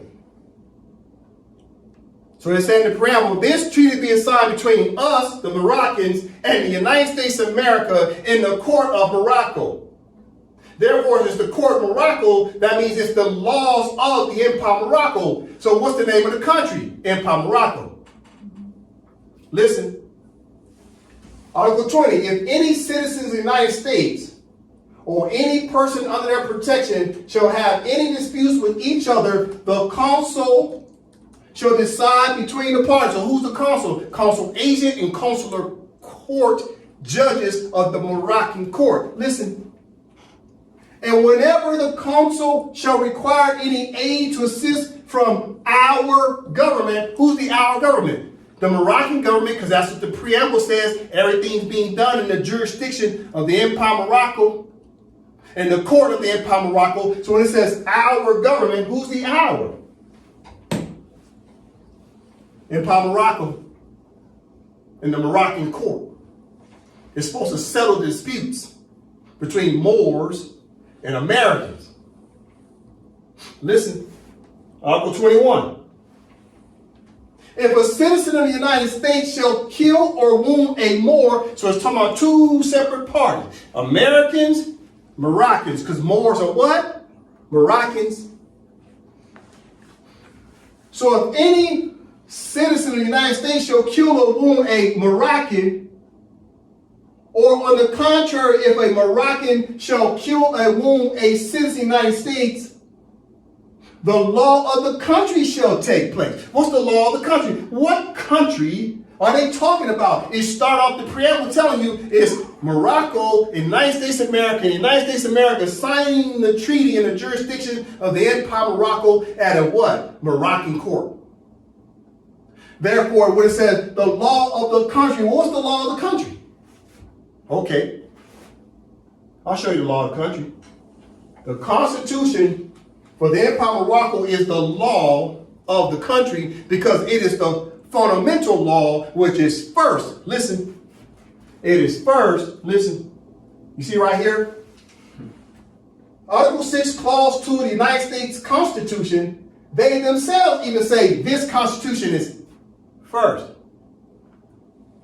So in the Empire of Morocco, we have to say the same thing. That on Article 21, it says the law of the country. Well, what's the law of the country? The Constitution that comes first. So we have to have a Constitution of the Empire of Morocco for the Empire of Morocco to say this is our Constitution. And everything we do is in pursuance to the Constitution. So all of our laws are pursuant to the Constitution. All of our treaties are pursuant to the Constitution. And all treaties made or which shall be made, future tense, will be in pursuance to the Constitution. What's the problem?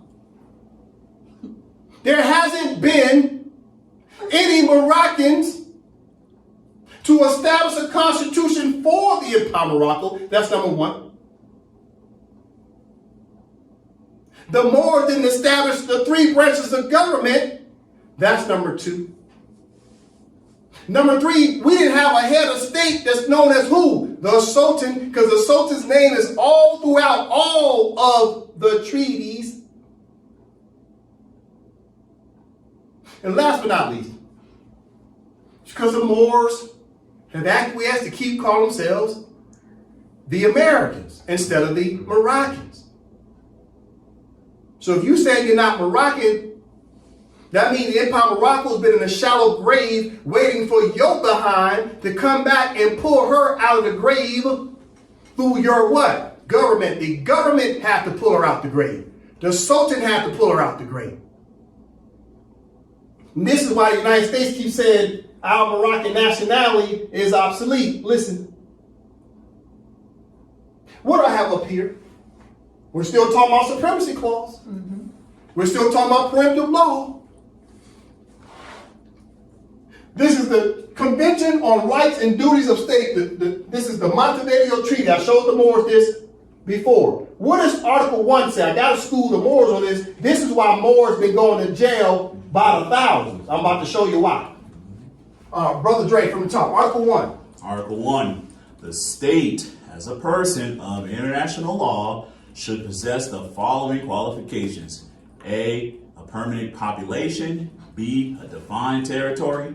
C, government. And D, capacity to enter into relations with the other states. Okay, so right there, Article 1 has section A, B, C, and D. But the reality is, sections A, B, C, and D cannot exist without what?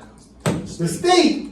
The state as a person of international law, and international law says this person should have a constitution, because the Constitution is what?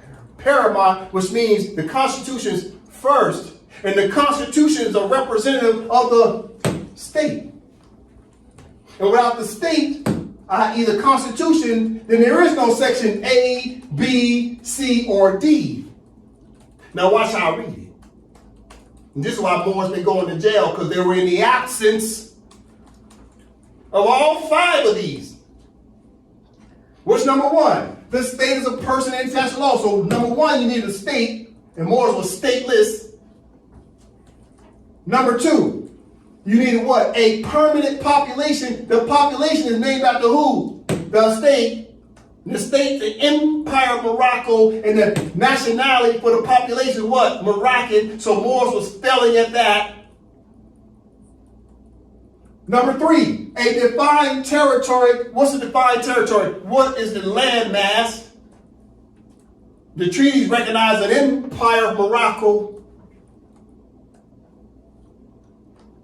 Number 4, we need a government. Moorish Americans ain't got no government. You can't be talking about your theocratic government. That's a religious order, i.e. private law, and not public law. International law is public law. States are public law. That's why they call it the population, the public.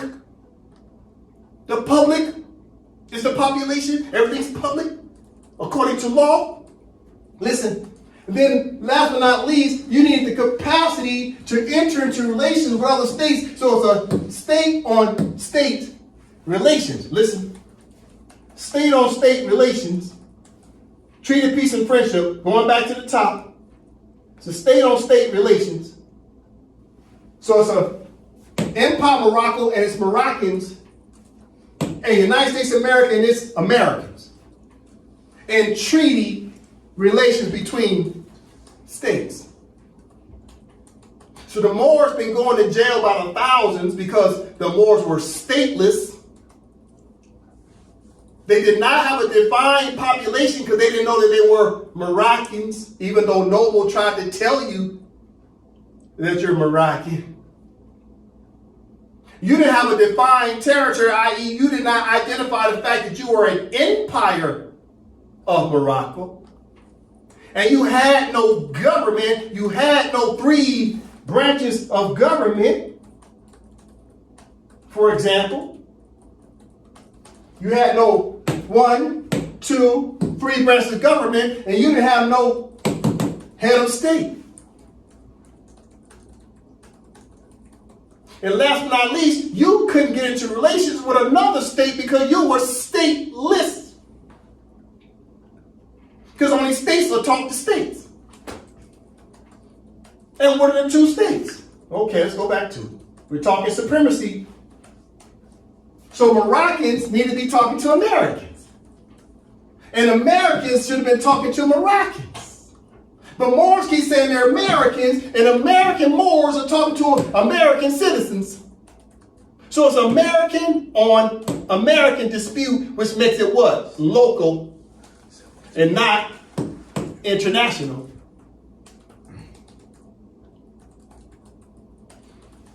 American Moors are adopted people. Listen, what I have up here.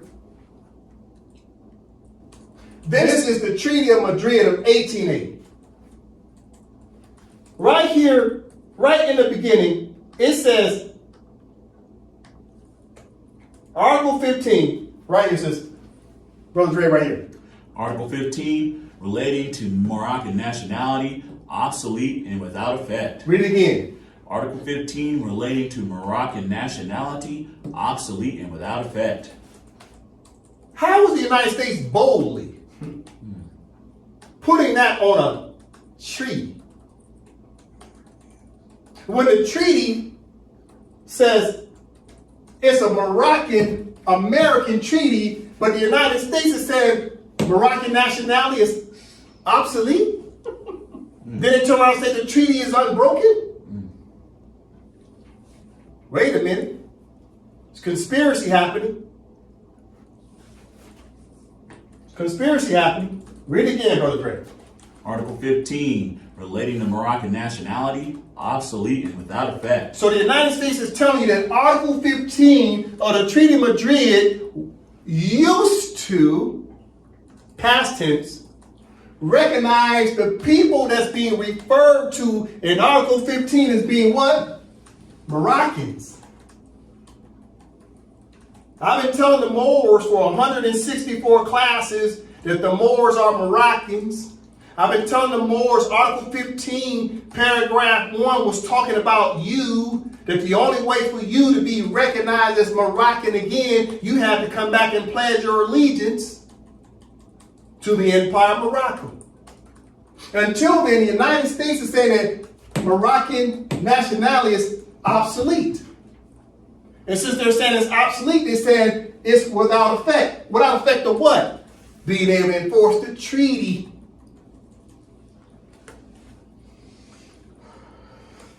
Now, when did all this take place? When the United States had the audacity to say that the Moors, nationality of Moroccan is no longer absolute. They're saying it's obsolete. That means it used to be absolute. You follow me? So how would the United States know that you used to be Moroccan, but Moorish Americans are saying they're the true Americans? You got to see it's some sellout going on, and even the United States saying that these Moors are Moroccans. But on paper, the United States is saying now the nationality is obsolete. What happened? Okay, first of all, let's get an understanding. What does obsolete mean, if you don't mind? Brother Dre from the top. Obsolete, that which is no longer used. Disused, neglected, not observed. The term is applied to statutes which have become inoperative by lapse of time, either because the reason for their enactment has passed away, or their subject matter no longer exists, or they are not applicable to changed circumstances, or are tacitly disregarded by all men, yet without being expressly abrogated or repealed. Pause.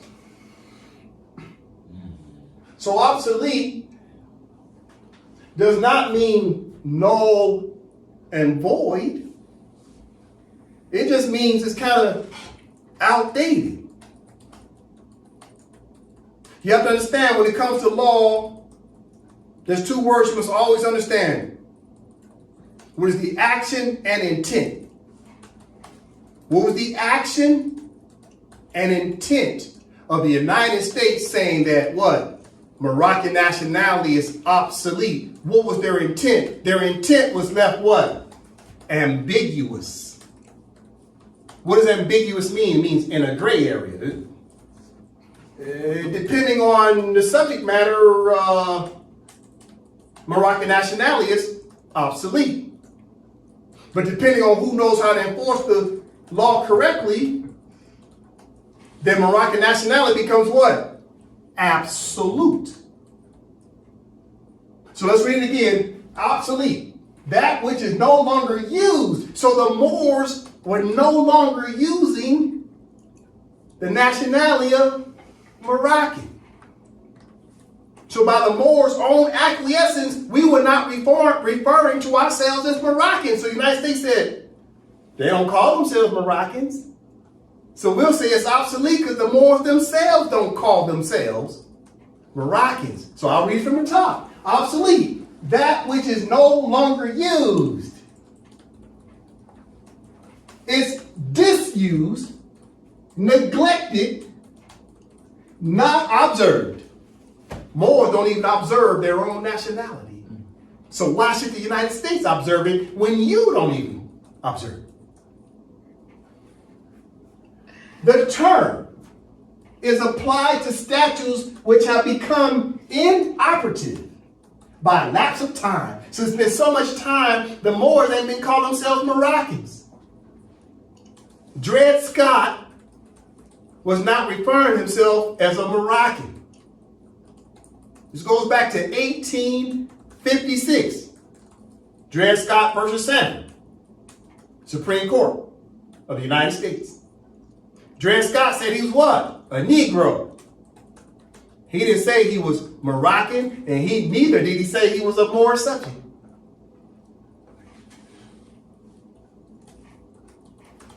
Listen, the term is applied to statutes which have become inoperative by lapse of time. So our treaties have been inoperative, meaning they have not been in operation, because the Moors were naturalized to be Americans, and the Sultan of Morocco stepped down in 1956. So the treaties have been inoperative, and the nationality of Moroccan has been inoperative of the Empire of Morocco.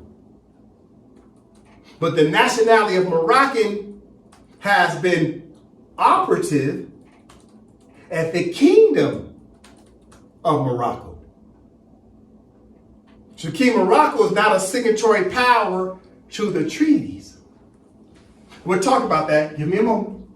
But first, we got to understand, what does obsolete mean? What is the intent of what the United States is saying? It's saying it's kind of ambiguous. I mean, it's vague. It's a gray area. Because the United States knows they're flirting with what? Human rights violations, crimes against humanity, because they cannot strip a people of their true origin nationality, but they can say it's obsolete, it's moot, because the Moors themselves are not referring to themselves as Moroccans. So the term is applied to statutes which have become inoperative by lapse of time, either because the reason for their enactment has passed away, or their subject matter no longer exists. What no longer exists? Moors don't call themselves Moroccans. Therefore, Moroccans did not exist. Which Moroccans? They told you in the beginning, the Moroccans of Article 15 of the Treaty of Madrid. We're going to get to it. Or they are not applicable to changed circumstances. What changed? The Moors became what? Naturalized. Or are tacitly disregarded by all men. So tacitly means you agree and you disregarded your own nationality. Yet, without being expressly abrogated or repealed.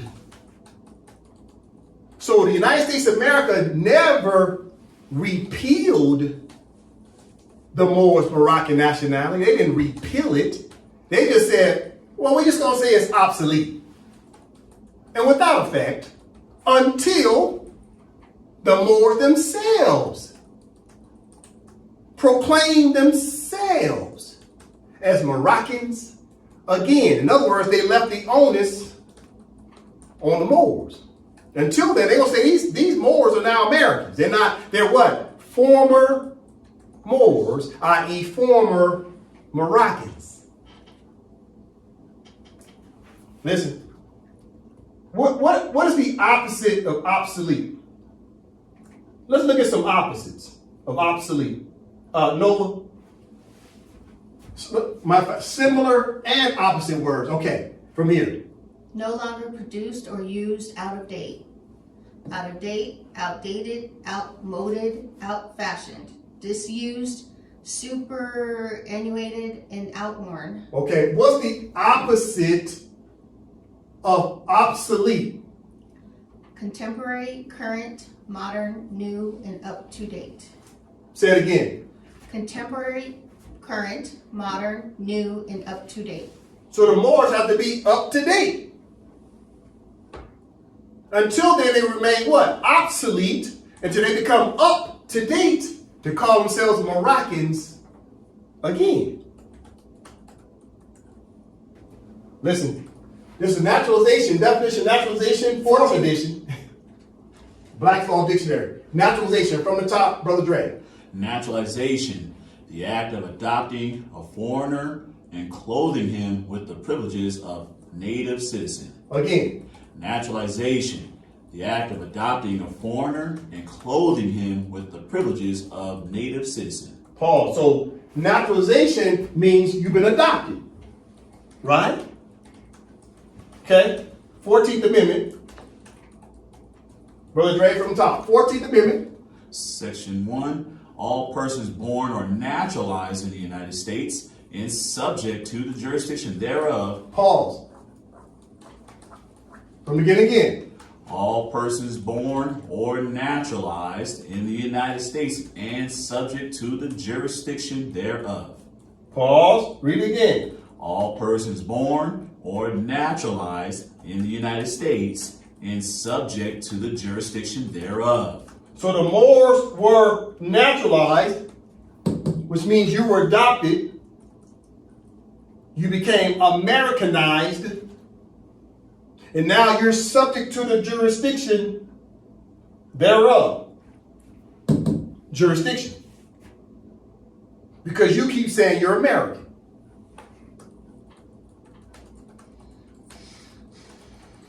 Listen, what do I have up here? This is Britannica, Great Britain's dictionary for more, capital M, proper noun. Listen to the word they use. More. Brother Dre? More.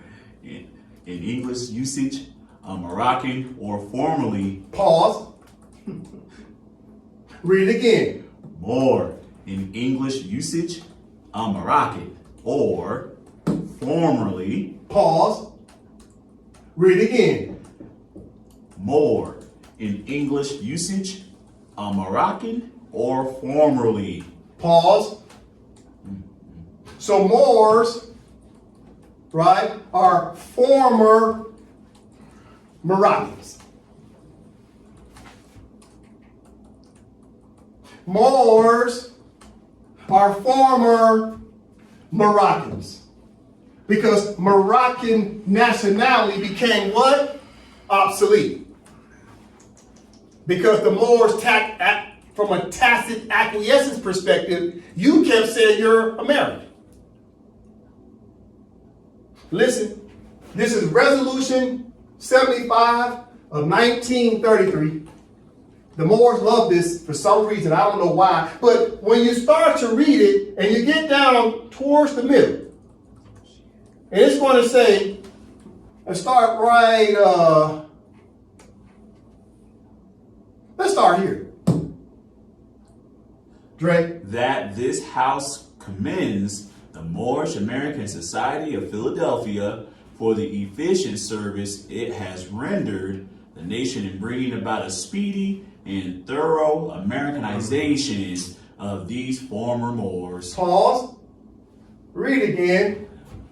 That this House commends the Moorish American Society of Philadelphia for the efficient service it has rendered the nation in bringing about a speedy and thorough Americanization of these former Moors. Pause. So the Moors, right? The Moors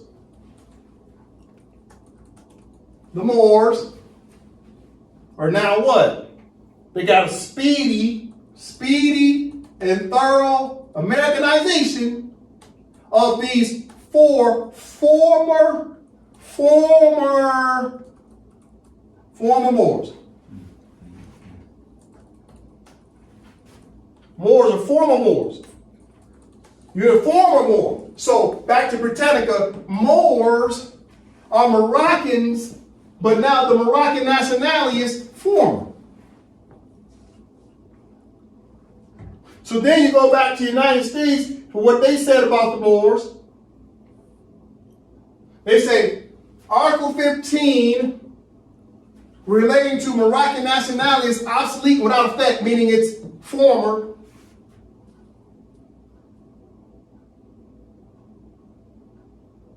So what happened? Okay. Sorry, Moses, I'm going to take up some time tonight. I got school tomorrow because we're learning about Supremacy Clause. What happened? Now you go down, they told you, gave you a roadmap. This is what we'll call action and intent. What was the action and what was the intent of the action? Was the intent to destroy in part or in whole the nationality of the Moors? I'll say it again. Was the action and intent, meaning what was the intent of the action? Was the intent of the action to destroy in part or in whole the nationality of the Moors? Well, they tell you to go to Article 15. Okay? So you go down to Article 15. This is too easy. What does it say in Article 15 from the top, Brother Dre? Article 15. Any subject of Morocco who has been naturalized in a foreign country and who shall return to Morocco shall have, after having remained for a length of time equal to that which shall have been regularly necessary for him to obtain such naturalization, choose between the entire submission to the laws of the empire and the obligation to quit Morocco, unless it shall be proved that his naturalization in a foreign country was obtained with the consent of the government of Morocco. Foreign naturalization heretofore acquired by subjects of Morocco, according to the rules established by the laws of each country, shall be continued to them as regards all its effects without any restriction. So, Article 15, paragraphs 1 and 2 is what the United States was attacking. They said your Moroccan nationality is obsolete because the United States knew that Article 15 gave the Moors, once they were naturalized, it gave the Moors a right to do what? Return to Morocco jurisdiction and do what? And then choose. Choose what? Between the entire submission to the laws of the Empire of Morocco. So the United States was attacking that action and intent was to try to destroy the possibility of performance for the Moors made a pledge allegiance back to the Empire of Morocco to be recognized as what nationality? Moroccan. So they're trying to strike Article 15. You see what's happening? Okay, now let's look in the footnotes. Here goes the material evidence of their attempt to destroy the nationality of the Moors, who used to be Moroccans, now call themselves Americans, but yet they got a right to pledge their allegiance back to Empire Morocco to be Moroccans again. Okay, footer, Nova. A U.S. note of March 17, 1959, addressed to the Moroccan Ministry of Foreign Affairs, referred to a note from the ministry dated October 8th of 1958, in which the embassy had been informed that the Moroccan government had decided to strike all prescriptions relating to Moroccan nationality from the text of the Madrid Convention. The U.S. note said, in part, quote, the government of the United States of America, having unilaterally relinquished certain rights in Morocco, with the re-emergence of Morocco into independence in 1956, considers that in line with historical developments, Article 15 of the Madrid Convention on Protection of 1880 has become obsolete and without effect.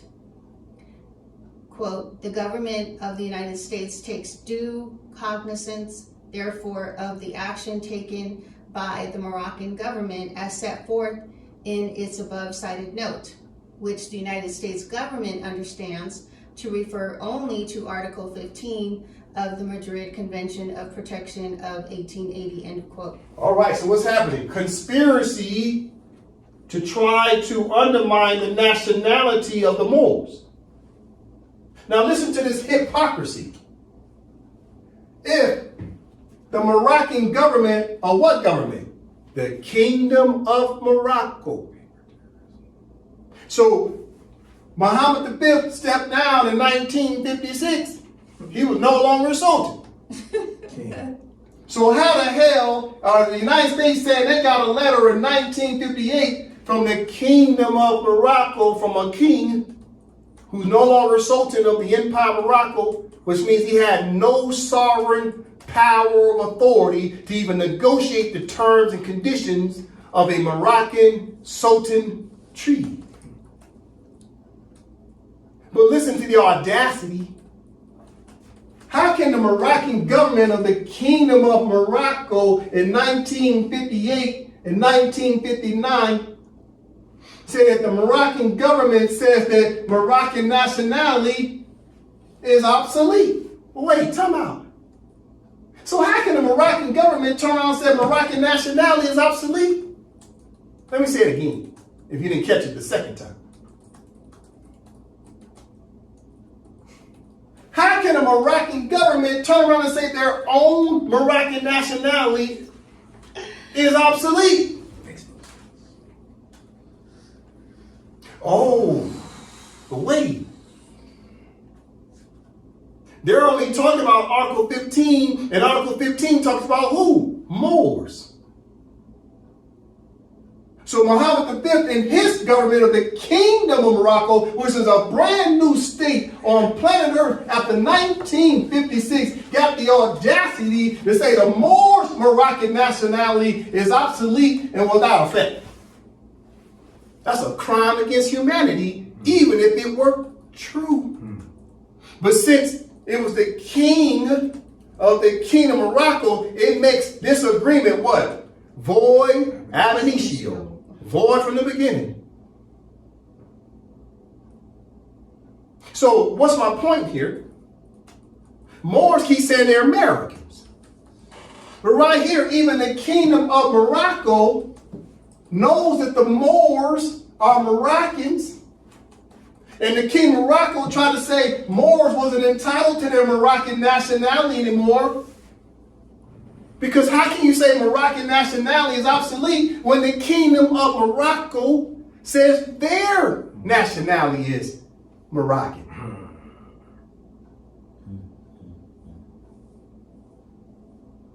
So they tell you right here, they're only talking about, it only refers only to Article 15 of the Madrid Convention, and Article 15 was about who? Any subject of Morocco. And the subjects of Morocco were the Moors. Okay, how is the United States getting away with this since 1959?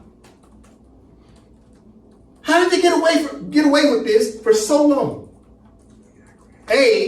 Moors acquiesced and call themselves Americans. Then they turn around and call themselves Moorish American, which is not a nationality, because even the United States and the King of Morocco is saying you were Moroccans, but you saying you're American. But why is it, ultimately, why the Moors could not say they were Moroccans anymore? Okay, listen, here's the answer. It's called allegiance. Remember I said earlier, the United States use the word obsolete, but the Moors have to understand the word absolute. The Moors can understand absolute versus obsolete. And the word absolute is tied to the word what? Allegiance. If you no longer want your nationality to be obsolete, then you have to absolutely pledge allegiance to the Empire of Morocco, because that's what Article 15 told you to do. And since you haven't done it, this is why the United States gets away with saying your nationality is obsolete, because you yourself as a Moor has not pledged your allegiance to the Empire of Morocco according to Article 15, paragraph 1. From the top, Brother Dre. Allegiance, obligation of fidelity and obedience to government in consideration for protection that government gives. Read it again. Allegiance, obligation of fidelity and obedience to government in consideration for protection that government gives. So allegiance is about an obligation of fidelity and obedience to government in considerations for protections that government gives. So the Moors had never pledged their allegiance to the Empire of Morocco. Therefore, the government could not give the Moors protections, nor could the government recognize your Moroccan nationality because Moors never pledged allegiance to the empire. Dre. The citizen or subject owes an absolute and permanent allegiance to his government or sovereign until he becomes a citizen or subject of another government or another sovereign. The alien owes a local and temporary allegiance during the period of his residence. Read it again.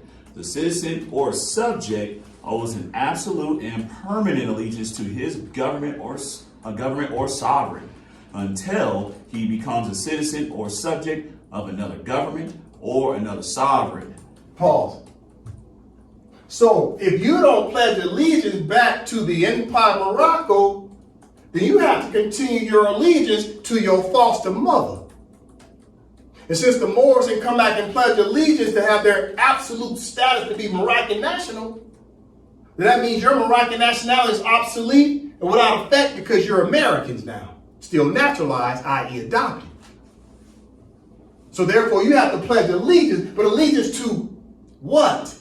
Allegiance to whom? Listen, the Constitution for the Empire of Morocco, because that is the name of the state and the people are named after the country. So the land is named after the people are named after the land. So it's the Constitution for the Empire of Morocco. So Morocco is the country and Morocco is the nationality. Listen, as I start to close out, so how is it that Moors can now preempt what the United States is saying about our nationality being obsolete? What preempts that? What's the Supremacy Clause that preempts what the United States is saying? Well, in their own Article 6, Clause 2, in their 8 sections, what's the first thing on the list? The Constitution. What's the first thing on the list? The Constitution. Here it is. Their Constitution is first. So what did Moors need first? Our Constitution. Listen. So in the Constitution for the Empire of Morocco, right in the preamble, what's the first words in the preamble? Brother Dre? Preamble. We, the Moroccan nationals, solemnly proclaim our attachment to the peremptory rights of the Moroccan territories throughout the Empire of Morocco. Pause, read again. We, the Moroccan nationals, solemnly proclaim our attachment to the peremptory rights of the Moroccan territories throughout the Empire of Morocco. I'll read it. We, the Moroccan nationals, so we recognize ourselves as Moroccans. We, the Moroccan nationals, solemnly proclaim our attachment to the peremptory rights of the Moroccan territory. Therefore, our peremptory means our rights preempt the United States Constitution, statutes, any agreements, anything they have on their record that says Moroccan nationality is obsolete. Our Constitution, right off the top, preamble, first sentence, preempts it. But we have to do that for ourselves. Then what's up next? Okay, that's the preamble. Then you come down to what? Article 2, Section 1. Dre, from the top. Article 2, on Section 1. Moroccan shall be the nationality of the Moor. Again. Article 2, Section 1. Moroccan shall be the nationality of the Moor. So we're recognizing ourselves as Moroccans again. So that preempts what the United States was saying about Moroccan nationality being obsolete. Because obsolete is what? An ambiguous term. It can be struck. But who had to strike it? The Moors themselves. And the Moors, what? Article 2, Section 1 says, Moroccan shall be the nationality of the Moor. Because there's no longer what? Former. No.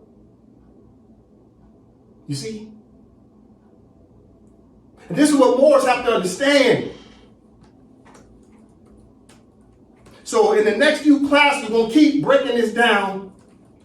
That our Constitution preempts the United States Constitution, statutes, any agreements, anything they've signed from a colonist perspective to say that Moroccan nationality is obsolete. We, the Moors, have to recognize our own nationality once again through what? The Constitution. That is the Supremacy Clause. That's a Supremacy Clause that supersedes, overrules, and preempts anything that the United States has done to try to supervene the impossibility of the Moors returning to the jurisdiction in Morocco to pledge their allegiance, to have the absolute political status of being Moroccans again. I end with that.